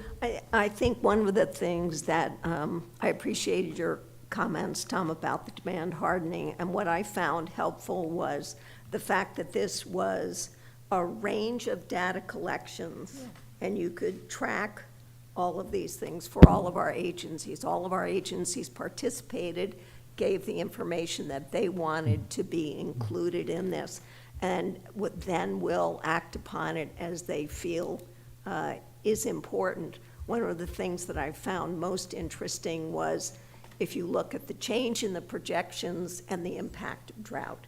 Now, unfortunately, none of us have the crystal ball to say when the next drought is. And so I think it makes it very difficult when you're saying our projections were off by 50%.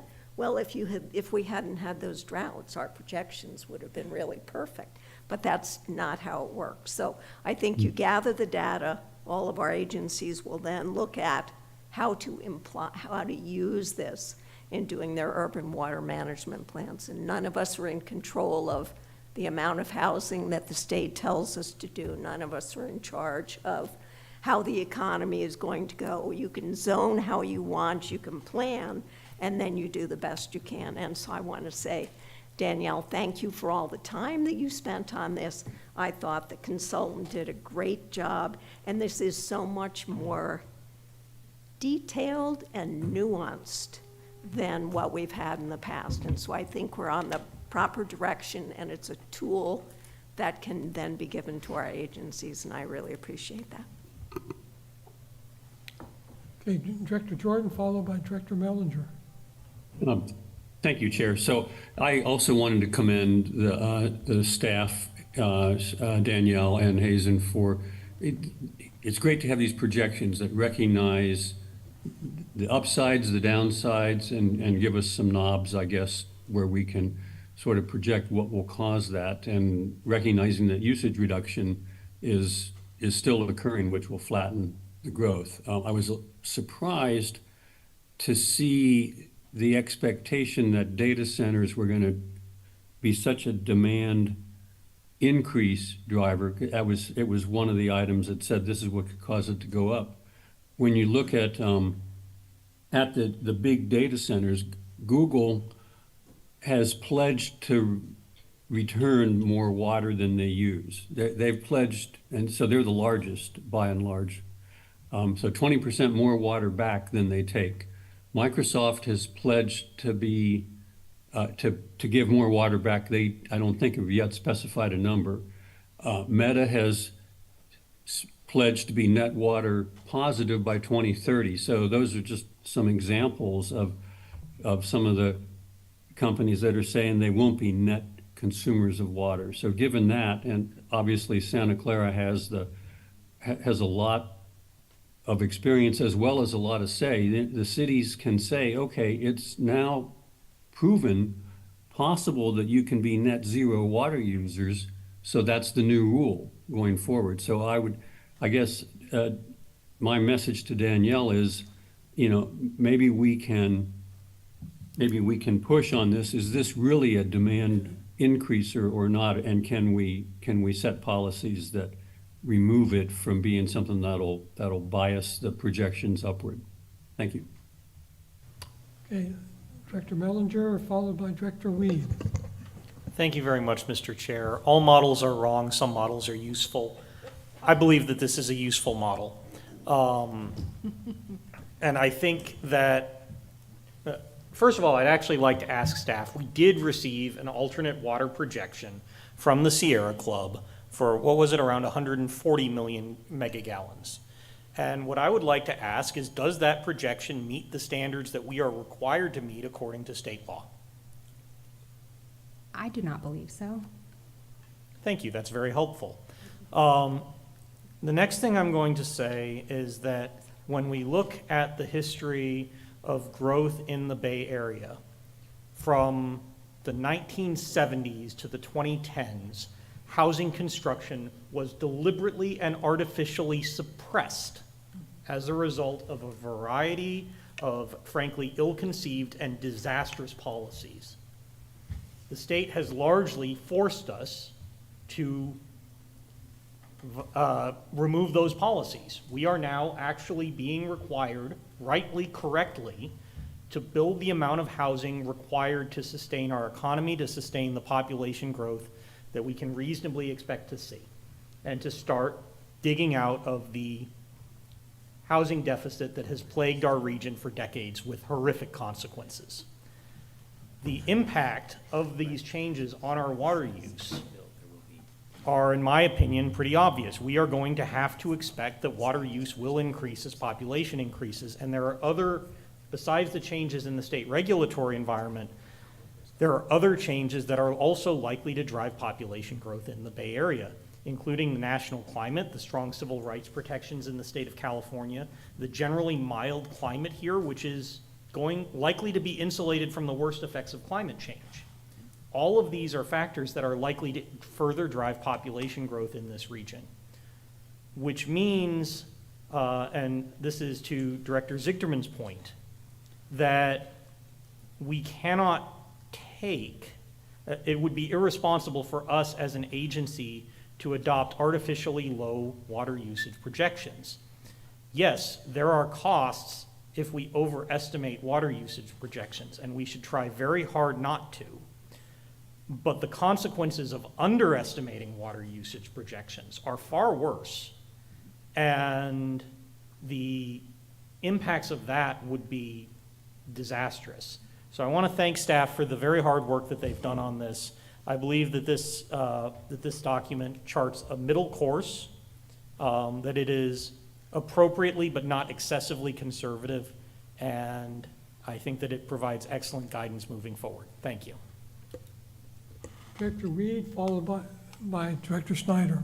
Yes, my concern, the operative metric of the state legislation is gallons per day per capita. And I have not seen that in this report. And we are, my understanding is nearly all of our districts are well under that. And if you, as a system, when you throw in San Francisco with its limited landscaping, they are well under it. We do not have a legislative imperative to conserve beyond what we've done today. So I encourage you to look at the state legislation which projects per capita use into the future and show how we are well within the parameters for nearly all of our districts. Thank you. Can I just comment on that briefly? I think that's the, I believe it was Director Hardy mentioned that only 4 of the 26 agencies or 23 urban water suppliers are projected to exceed their urban water use objective. So that was part of the study. Each of the agencies received a estimate of their future urban water use objective compared with those regulated sectors. So that it was part of this study. Okay. Director Snyder, followed by Director Bro. Thank you. And thank you again for all of our discussions at the policy level. I'm trying to put this into a local agency area.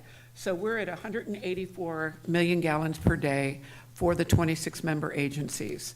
And we get our water from SFPUC. So of that demand, how much of that is built into SFPUC's capital improvement program?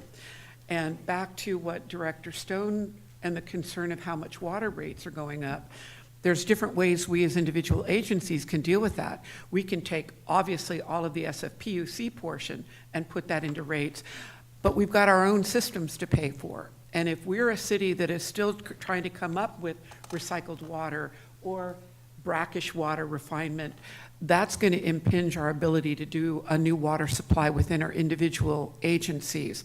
I don't know if we've ever really talked about that because we kind of have SFPUC over here and we've got the 26 of us. Some of you have additional water supply. Some of us are 100% reliant upon SFPUC. So, and then throw in Peter Dreckmeyer and the Sierra Club. And for full disclosure, I'm a former board member of Sierra Club California. So just throwing that out there 15 years ago. What does it really mean in terms of capital improvement costs and additional future rates on that? And maybe, again, sorry, Chair Hardy, it's something that gets kicked back to policy committee to dive into and see. Speaking for my agency, we've got to come up with money. It's about $65 million to take our sewage water, even if we only take it to the level of landscaping, that's still money we've got to come up with. And that's not part of any of the rates that we tend to talk about here. Thank you. Director Bro, followed by Director Ragsdale. Thank you, Chair. So similar to Director Zichterman, I want to thank and applaud staff for completing this. And I really want to give a perspective. I offer that thanks coming from just having finished a 25-year career managing 2 water systems here in the Bay Area, and as a civil engineer who's got experience with water resource planning over 40 years. The things that I want to highlight about this report that I think are important to me, number one, is the value to our individual member agencies. As a number of you have spoken, it's the individual agencies that have the duty and the responsibility to do their urban water management plan. It's the individual agencies that have the duty to require the completion of a water supply assessment if an unknown, very water-hungry entity comes in, whether that ends up being what data centers are or not. But the other piece that I want to focus on about this, I want to bring it back to what I think this means to this agency. One of the things that we are slated to, or that we've committed to, is having a reliable supply of water for all of our customers, for all 26 member agencies. And this scattergram, if I can use that, it's not a derogatory term, I hope, Danielle, is that I don't see that as a dictate that we have to plan from one number to the other. I see that as giving good information which we can plan. We can do risk analyses, we can do cost-benefit analyses, we can move forward with our colleagues in SFPUC as they look at alternative water supplies. We can look at what our member agencies need from us if necessary. We can take action as a regional financing authority to do that. And we can most certainly take the input from our NGOs who have very important concerns about continually just relying on taking waters out of the river first. So this is good information. As somebody who wants to plan this and who's done this, I'm delighted to see this. We have background, we have data, things that we can rely on. Thank you, Chair. Okay, thank you. Director Ragsdale, followed by Director Nash. Director Snyder is your name. Danielle, I really appreciated this report and reading about it for the second time now. I haven't read the full report yet, but hearing your summary twice has been super helpful. And I agree with Randy about this is a tool for our individual agencies, and I really appreciate that aspect of it. And someone else had said, you know, we can tune our own knobs and see what's up for our individual agencies. So that is just a huge, huge service to all of us. I had a question looking at the comparison of water demand scenarios where you did the low up to the moderately high to high.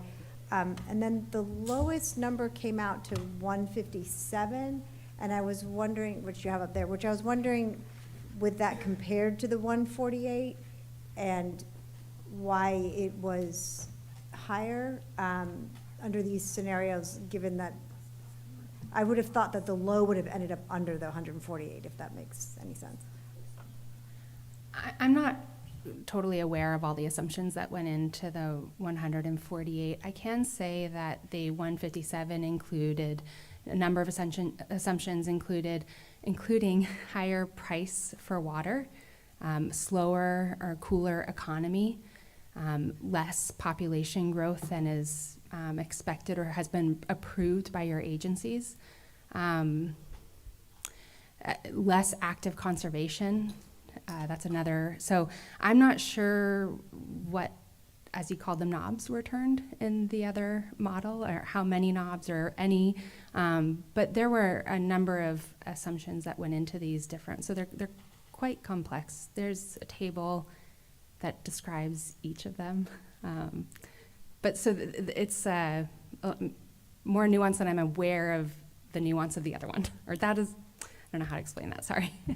That does make sense, and I will read the full report one day, and I will look for this particular part. And again, thank you so much. Yeah.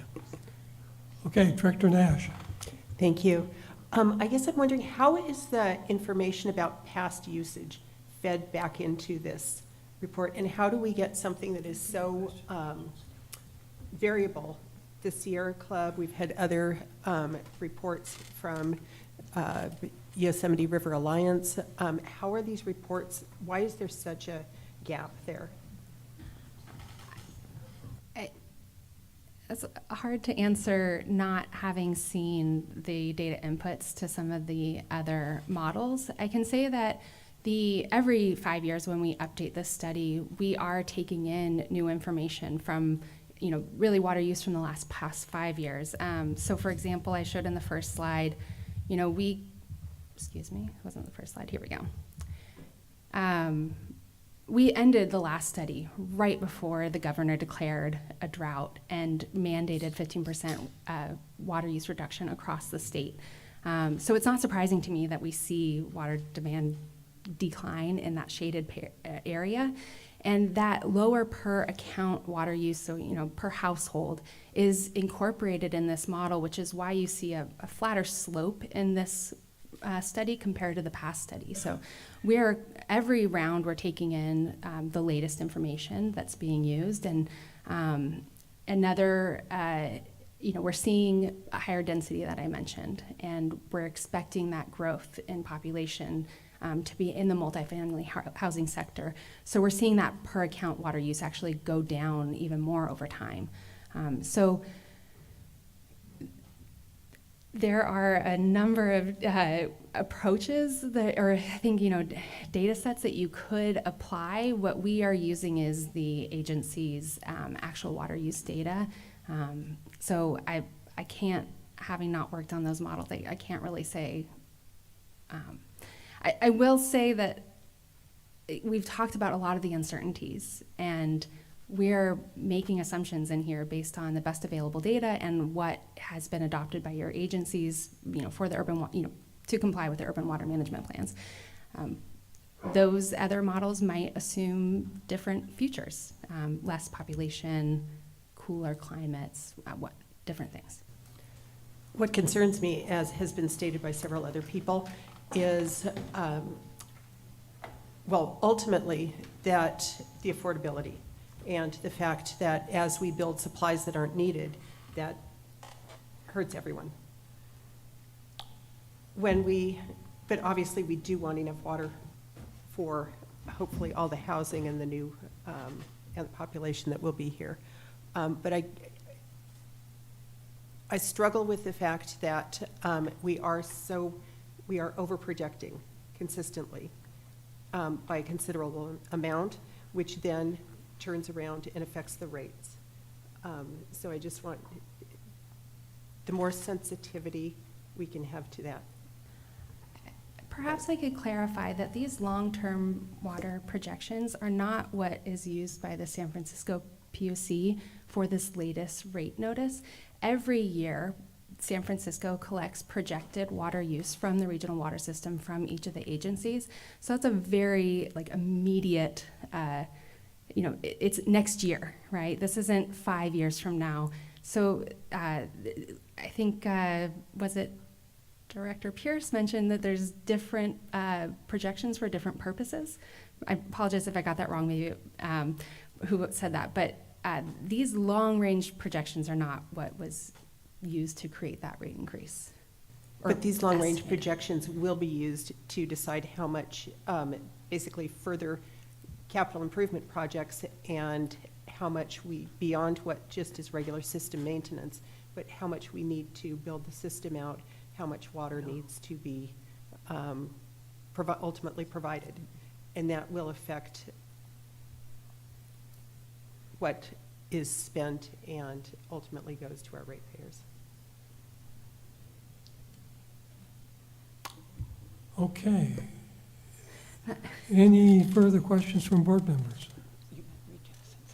I do have some speaker cards on item 11. Peter, did you want to talk about this section? Yes, sir. And you'll be followed by Mark Shahanan.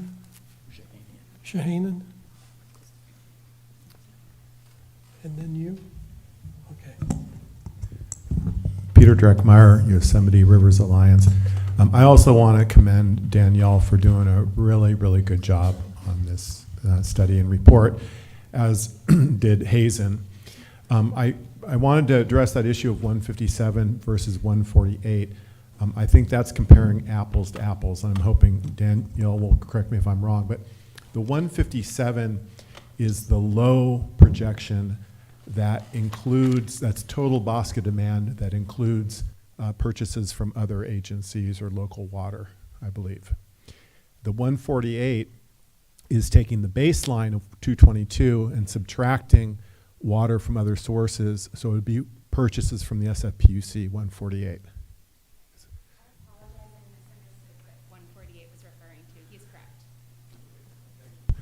I had a sense that you didn't quite pick up what the question was. So if you take the baseline 148 purchase from the SFPUC and then you add in the San Francisco retail, you're getting up to about 200 MGD of demand/sales. Demand has been under 200 MGD for the past 11 years, around 190 average. If you take the 157, which in my opinion will be much closer to the actual than the baseline, and you subtract the purchases from non-SFPUC providers, you're under 100 MGD purchased from BAWSCA, from the SFPUC from BAWSCA. And then you add in San Francisco and you're about 150 MGD. But let's just take a look at the 200. If the drought of record repeated 6 years, demand was 200 MGD, and we had the Bay Delta Plan flows in place, we make it through that drought. And SFPUC doesn't challenge that question. They just say, well, we're planning for something different. Valley Water and East Bay Mud, they're planning for that 6-year drought. The design drought is 19 times less likely to happen than what they're planning for. So if you live in an area, in an agency that can buy water either from Valley Water or the SFPUC, you have to ask yourself, is Valley Water going to run out of water and we need to panic? Or is the design drought too conservative? 19 times less likely to happen. Return period for the drought of record, 420 years. Return period for the design drought, 8,000 years. 19 times. So this is so easy for us to meet both our needs for the environment and for, and for water supply. I guess my time's up. Thank you. Okay, Mark?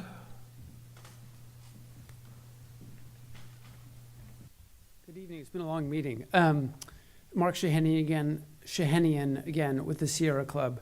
So I'm here to say, obviously, I'm here for the water in the environment, right? The Bay Delta Plan is a really big deal for the Sierra Club, and every drop of water that is planned not to be in those rivers is not a drop of water that the environment, the fish, the birds, all the ecosystem gets to use. And the unfortunate effect of a high water projection over time has been that it allows both SFPUC staff and BAWSCA staff to argue against the Bay Delta Plan. This is why we care about this at the Sierra Club. This is why we're here. So let me just lay that out there.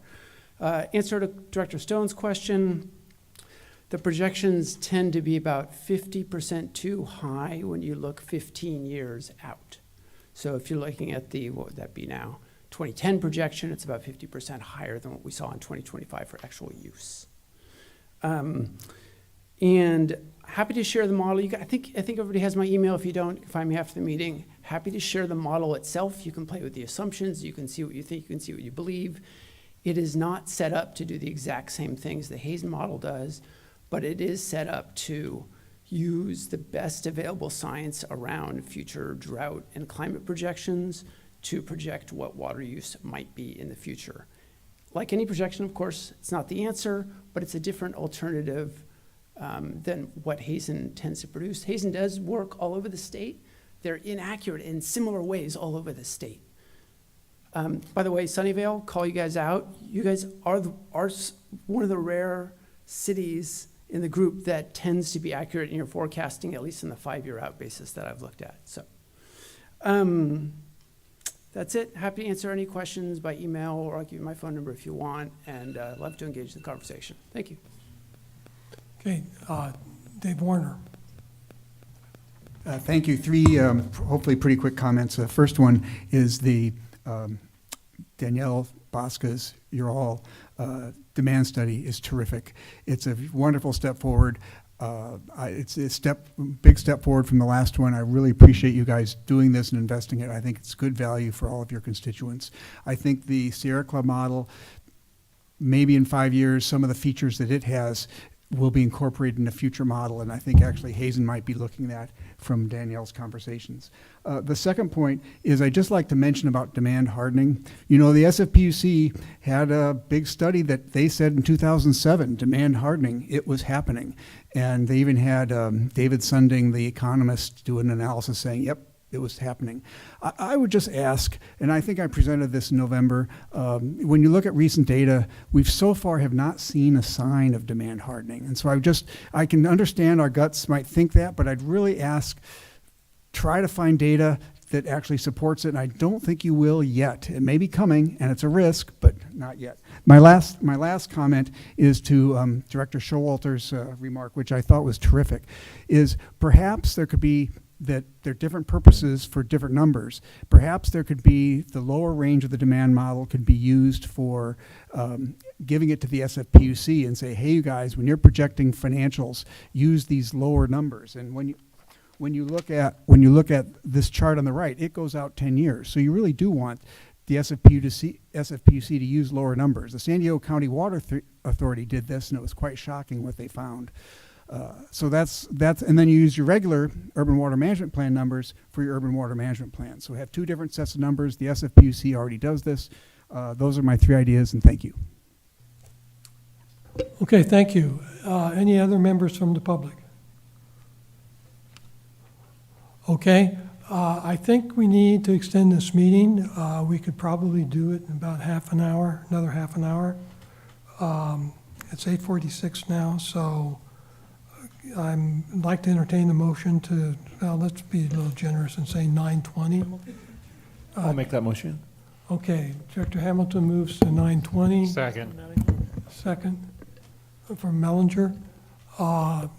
We need to do a roll call vote, Andrews? or really discussion before we do our vote. Roll call vote? Aye. Director Andrews? Director Bro? Yes, yes. Director Chambers? Yes. Director Cohen? Aye. Director Duncan? Aye.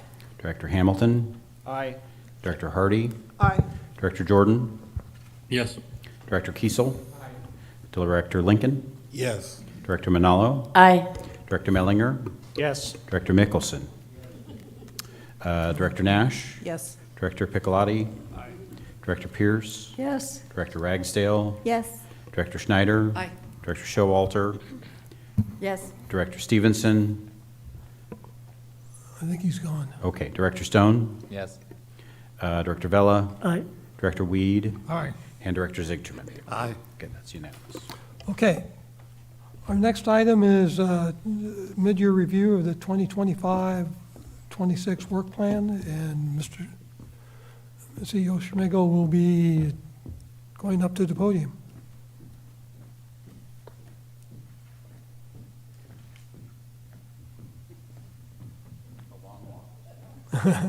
Big room. All right, given that I estimated half an hour, I'll go quickly. So the great news is that our mid-year review revealed that we are on track with our work plan, and we are on budget with our work plan, and therefore we are not asking for any dispensation from the board to change either the work plan or the budget. And if there is an incident or reason for me to do that, I will come back to you at the appropriate time. As was mentioned earlier, our general reserve balance is more than 1.7 million and 31% of our operating budget. So I'm going to go through the work plan. You have that in your packet. You have that in the slides, if you have a copy of the slides. I am just going to jump to a couple of maybe 5 or 6 highlights. I'm not going to talk about this whole work plan. If you have questions about specific items, I'm happy to take them. But I'm just going to jump and highlight a couple things that we've been working a lot on and have had great success with. And so the first that we work a lot on is the monitoring and reviewing of the SFPUC's CIP. That we'll talk about in just a second is something that we're working on at the instant. About 4 o'clock today, Tom got all the documents from San Francisco, and over the next week or two is a really intense time period for us on this project, but it's something that we do continuously, and I'll talk a little bit more specifically about that as we go later on. I don't know what that bell was for.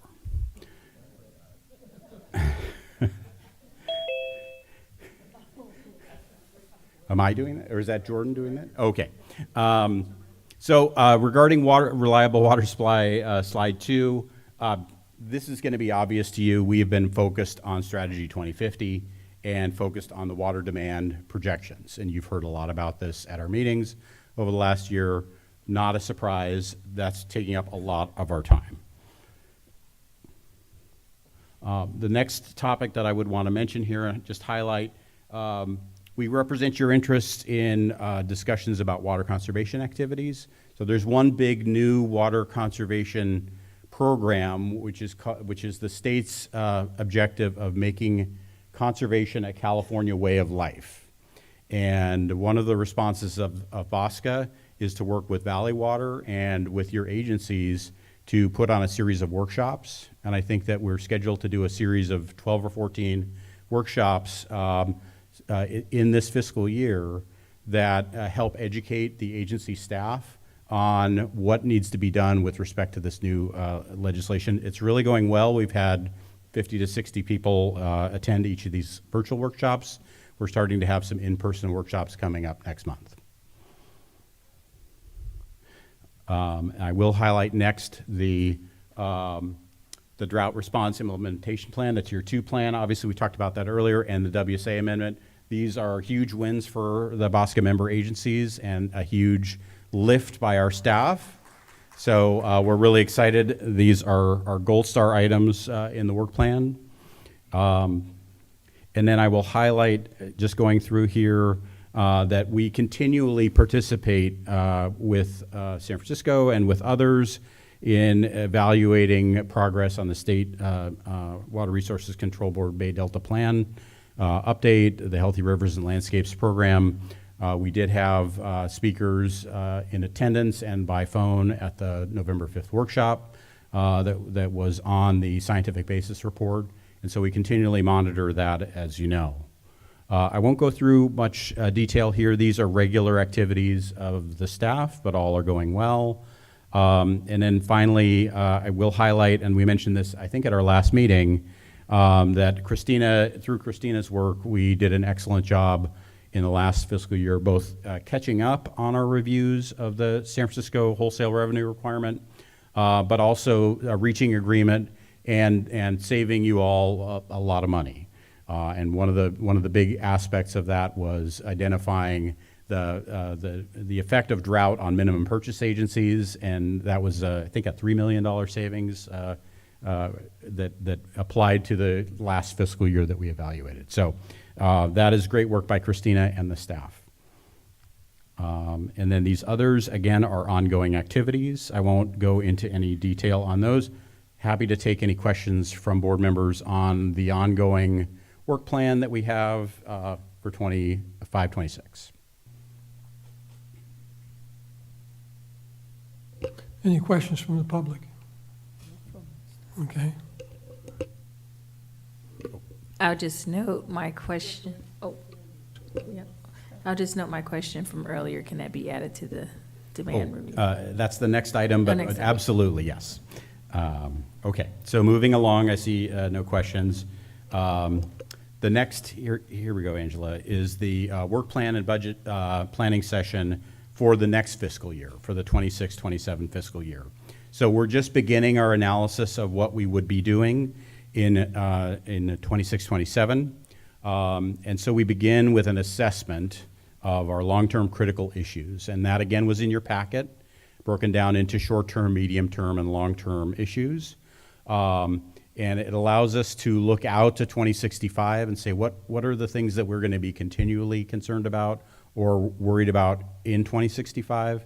And what are we worried about in the present time? What should be evaluated in the current fiscal year of 26-27? So I have this table, and again, given the time constraint, you have this in your packet. I'm not going to go through it in detail.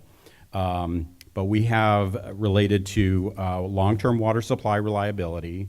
We have a number of items there that we've identified over the years as our near, mid, and long-term, and most of them are all near, mid, and long-term activities. There are some there that are maybe not long-term activities that are more, for instance, the Bay Delta Plan. One hopes that there can be a resolution of that someday and that we won't be dealing with that in 2065. I know that's what this table says. I don't know if that's reality or not. And certainly the last on here, which is the December 2028 decisions regarding San Jose and Santa Clara, that is hopefully going to be resolved by 2028. Similarly, water system facilities, you can see the items on here. Again, you've seen these in your packet as well. I won't go into great detail on these. Enforcing the water supply agreement, similarly, these are going to be our long-term activities identified in the water supply agreement. And then finally, managing the agency. So some of the things that we do to continually manage the BAWSCA agency. So the question to you, which Angela has already supplied one answer for us, is are there other items that we should be looking at in in the near term or in the long term that should be considered. Other activities, other issues for the long term, so other work product items that we might want to consider. I also recall at one of our past meetings, I'll just jump the gun on board discussion of this, we did talk about affordability analysis and trying to do that more regularly, and I think that's something that we've already kind of written that note. So that's something that I would write here. I think Director Stevenson or Director Nash might have said that in a past meeting. And so we've already recorded that, but we'd love to hear any other thoughts that the board has, individual board members have. Tonight, I don't expect to get into a big dialogue, and I know that we have a very short time window to do the rest of our agenda. So we're really looking I would only respond to you in the sense of clarifying what your request is. But I do want to hear kind of a brainstorm list of topics or ideas that directors might have. Manolo. Thank you so much for this work plan. I know in the past that we have talked about how do we incorporate more of the next generation in understanding water. And so I just want to know, it was in the work plan previously with Nicole when she was CEO. I want to know if that's still going to be continue. I think it's important for us to have those opportunities for youth and young people to understand how our systems work and also to build a pipeline in the future. Thank you. Director Ragsdale. Yes, thank you. I don't know where this goes, but it's kind of overall, but just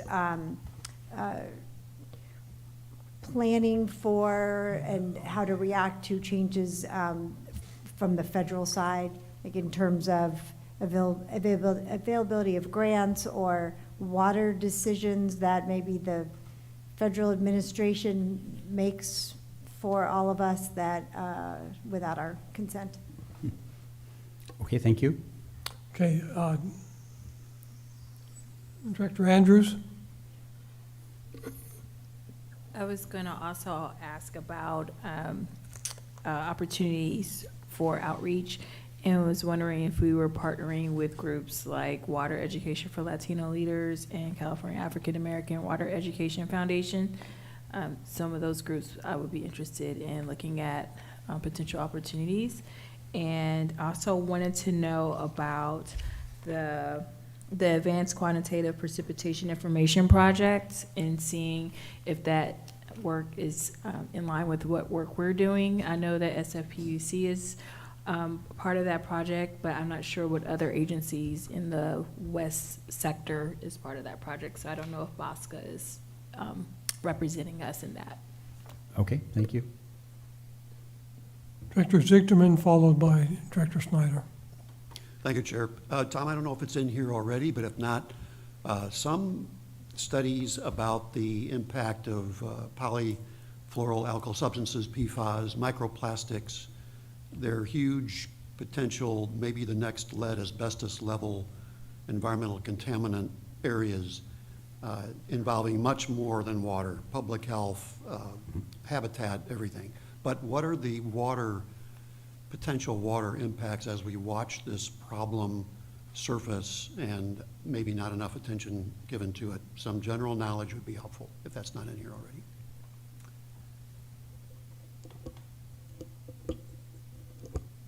Okay, thank you.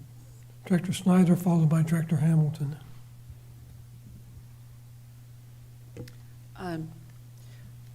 I can't remember the date when the enabling legislation that created BAWSCA was there, but it's probably well past time to look at BAWSCA's enabling legislation and find out if it's currently up to date. For example, we pay 67% of the system, and SFPUC brings us some of the capital improvement projects, but not all of them, and not in any detail. Now we've discovered that even the SFPUC commissioner of non-elected people They don't get to see the full detail of the various CIP projects, and they are the ones that vote for it. So our rates are being set by non-elected officials in San Francisco. So I think we need to look at the enabling legislation and figure out if there are some changes there that give us a little bit more power over what capital improvement projects are done. Thank you. Thank you. Director Hamilton. We talked about this a little bit earlier, and it comes up a lot through our meetings, and that's how our arena allocations that we get don't think about water at all. And I'm just wondering if there's anything that we could look into for perhaps we can approach ABAG as a group to figure out how they can they might be able to adjust their methodologies to account for water usage when giving us our allocations to the cities for the next round. Okay, thank you. Director Snyder, are you done? Okay, and Director Hamilton's done. Pierce. Go ahead. No, I saw Director Pierce. Oh, Director Pierce, sorry. Thank you. Thanks, Tom, for the list of challenges. I see that they never seem to change or get better, so I guess that's the nature of challenges. I would, as you're going through like the 2050 plan, it would be really nice for us to have some idea about how we could have more input in terms of phasing to make sure that we provide sufficient water and yet contain expenses, but you've heard a lot about that tonight. And I know most of us have spoken with our water management reps, and so if there's a time that we can provide that input to staff and to you, I think that would be helpful, and I don't know if that's best in a meeting or if you'd prefer that in another manner. Thanks. Okay, any other comments from the board? Seeing none, any comments from public? Go ahead for 2 minutes. This Dave Warner's coming to the lectern. Okay, so it's just quick, though. I first would love to say that I think Director Schneider's comment about the structural relationship we have with the SFPUC so that we have more influence and say would be just terrific. The second thing I'd say is the demand study, as I mentioned before, I thought was a terrific value add. We did see that the demand projection dropped by about 20 MGD, so that it looks like we are projecting, even from before, that we're using less water, even if it's at the target amount. The reason I bring this up is related to Director Pierce's comment. It would sure seem to me as a constituent, I'm not all that enthused about looking at alternative water supply sources or looking at ways of improving our water supply reliability, which is what Strategy 2050 seems to be focused on. If it could change focus to be more on constraining expenses or understanding our costs or ways to manage our costs, I think that'd be a much improved value add. But doesn't seem like that's where we're going. Okay, those are my comments. Thank you. Okay, Peter, you more public comment? Peter Dreckmeyer. I mentioned before that the design drought is 19 times less likely to happen than the drought of record that other agencies are planning for. That's an incredibly expensive insurance policy, and the cost has been almost exclusively borne by the environment. But some of that cost is going to shift towards ratepayers if you start investing in a lot of alternative water supplies that aren't needed, very expensive. I mentioned that at 200 MGD demand, with the Bay Delta plan in place, the SFPUC could manage a repeat of the worst drought on record, and that's without any rationing. If you include rationing, the SFPUC could manage a drought 35% more severe than the worst drought on record, and I'm talking 1,100 years of tree ring data. If you think that there's a drought more severe up to 72% more severe, that's the design drought, that's when you start planning for alternative water supplies. But I would encourage you to shelve Strategy 2050 as it is right now. You're never going to need that water. I mean, basically it's looking at, well, what are we going to invest in? And put those funds into really examining a lot of these issues, and we can help jumpstart you on that. An example of planning for water that you're not going to need, Palo Alto. one water plan cost $559,000. When our Utilities Advisory Commission started looking at the numbers, they said, this is ridiculous. It's on the shelf. That was wasted money. Palo Alto sent questions to the SFPUC to help with planning, and were denied. And BAWSCA didn't support Palo Alto. Why? I mean, we got to get answers to these questions. So thank you. We're looking for leadership. If you care about the environment in your heart, talk to me, because the solutions are not that hard. Thank you. Okay, any other comments from the public? Okay, our next item is item 13, CEO reports. Mr. Schmegel? Thank you. I have a couple of items that I will try to run through relatively quickly. The first is that a number of years back, the board asked our staff to periodically review our consultant charge rates, and we have done so again. If you look to this slide here, that's the easiest description of it. We've found that all of our consultants that we currently use, including our attorneys, legal counsel, are well within the range that we would have found outside of BAWSCA. And so happy to take any questions on that. But that we will revisit this on a every other year basis, every 2 years basis. But right now we feel like we're comfortable with the charging rates. And then obviously whenever we have a new RFP, that's going to end up being at a market rate, because we're going to look at direct competition at the time that we do a new RFP. Okay, seeing no questions on that. Just a very quick update on the Bay Delta plan and the FERC process.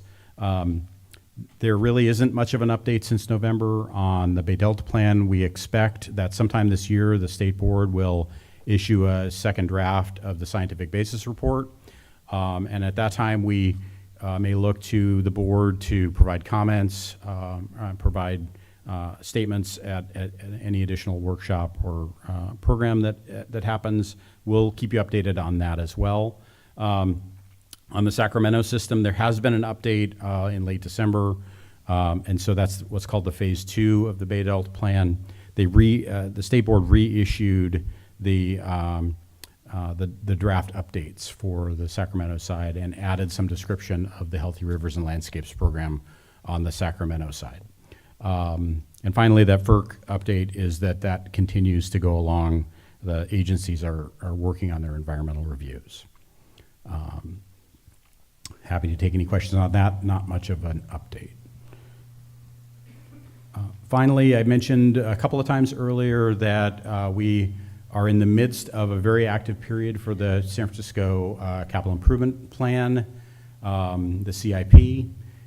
Every other year, San Francisco develops a new 10-year CIP, and our interactions are condensed in a very short period. So in December, we got their draft documents. Later in December, we had a meeting and went over the changes that had occurred in the last 2 years, from what was in the prior CIP to now. And then, as described in our water supply agreement, we're provided a copy of the workshop final CIP materials 14 days in advance of their hearing, and that was today. We did receive those today. And then the hearing will be on January 29th. And around that time, BAWSCA supplies comments to the SFPUC, and to the extent, again, according to the water supply agreement, to the extent that we are providing those comments in a timely manner, they're obligated to respond to those comments. And so that is our intense interaction with them. With that said, we have a continuous engagement on CIP. We have quarterly meetings where we get updates on what's being constructed, any delays, any cost increases or decreases.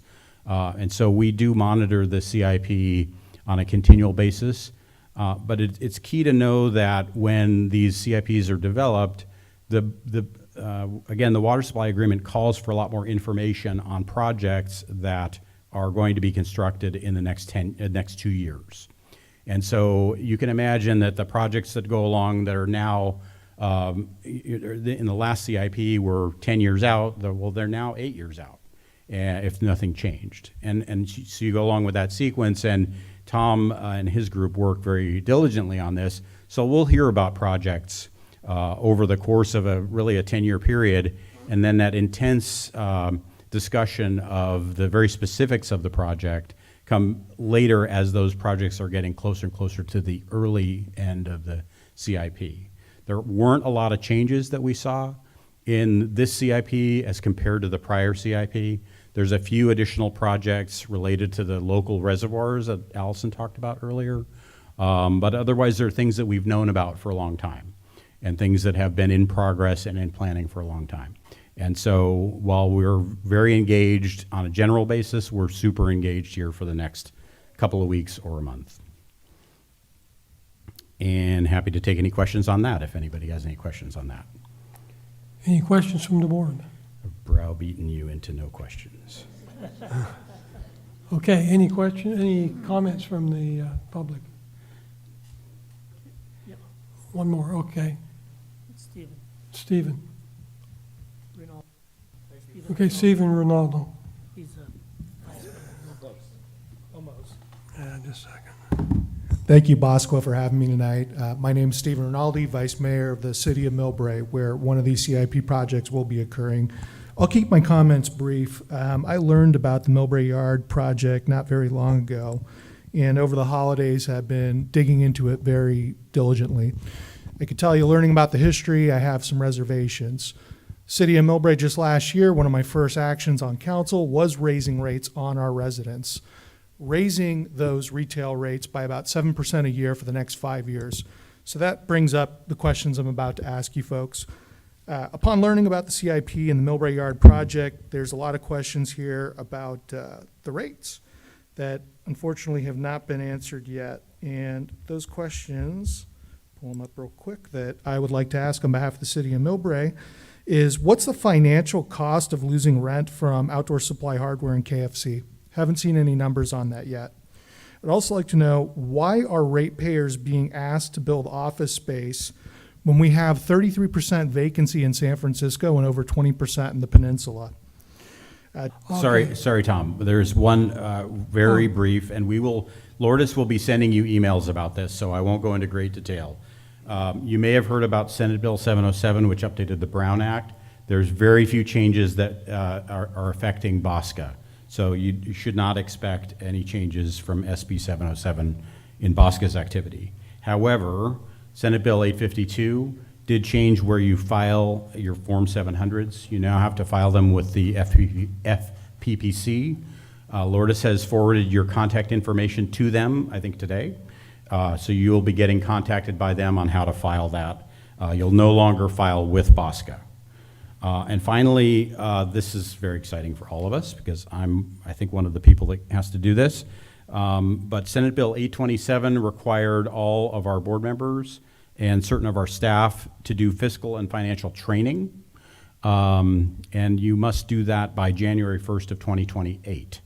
The Special Districts Association has a training already. And we will give you information soon about how to access that training. You have a long time to do that. If someone comes on as a new director of BAWSCA, just FYI for any successor that you might know of, if you're leaving or whatever, they have 6 months. So if someone were to join us mid-year, 1 year, they would have until the end of that year to complete this training. But for existing directors, you have until the end of 2027. Sorry, Mr. Chambers, Director Chambers, that is my report. Any other items on CEO reports? No public comment on that. Okay, again, closed session, we're canceling, no report from closed session. Director discussions. Any director discussions? Director Ragsdale. Say again. I want to thank our chair for guiding us the last 2 years. He is a unique individual without a unique first name on this board, but you have guided us so well and diligently, kept us on time, kept us informed, and I just wanted to thank you very much. Okay, thank you very much. Thank you for supporting me, and it's been an education, and I appreciate it. I have It's 9:16, so we made it by 4 minutes. Director Snyder. I believe Vice Mayor Rinaldi from Millbrae may have done that, but again, I want to thank the staff from SFPUC coming to Millbrae.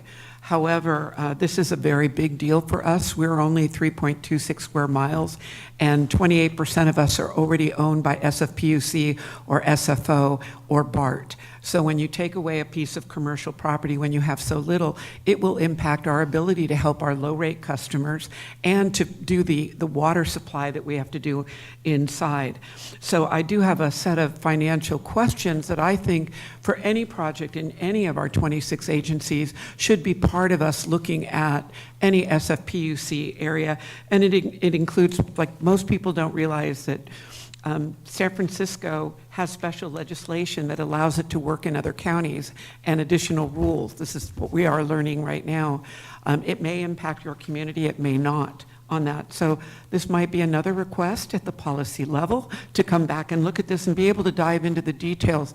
And again, I've been an activist for about 40 years. To me, if there's something in the legislation that can be improved and make communication clear, make responsibilities clear, that could be one of the end results. Thank you. Okay, any other comments? Okay. The time, location, next slide, please.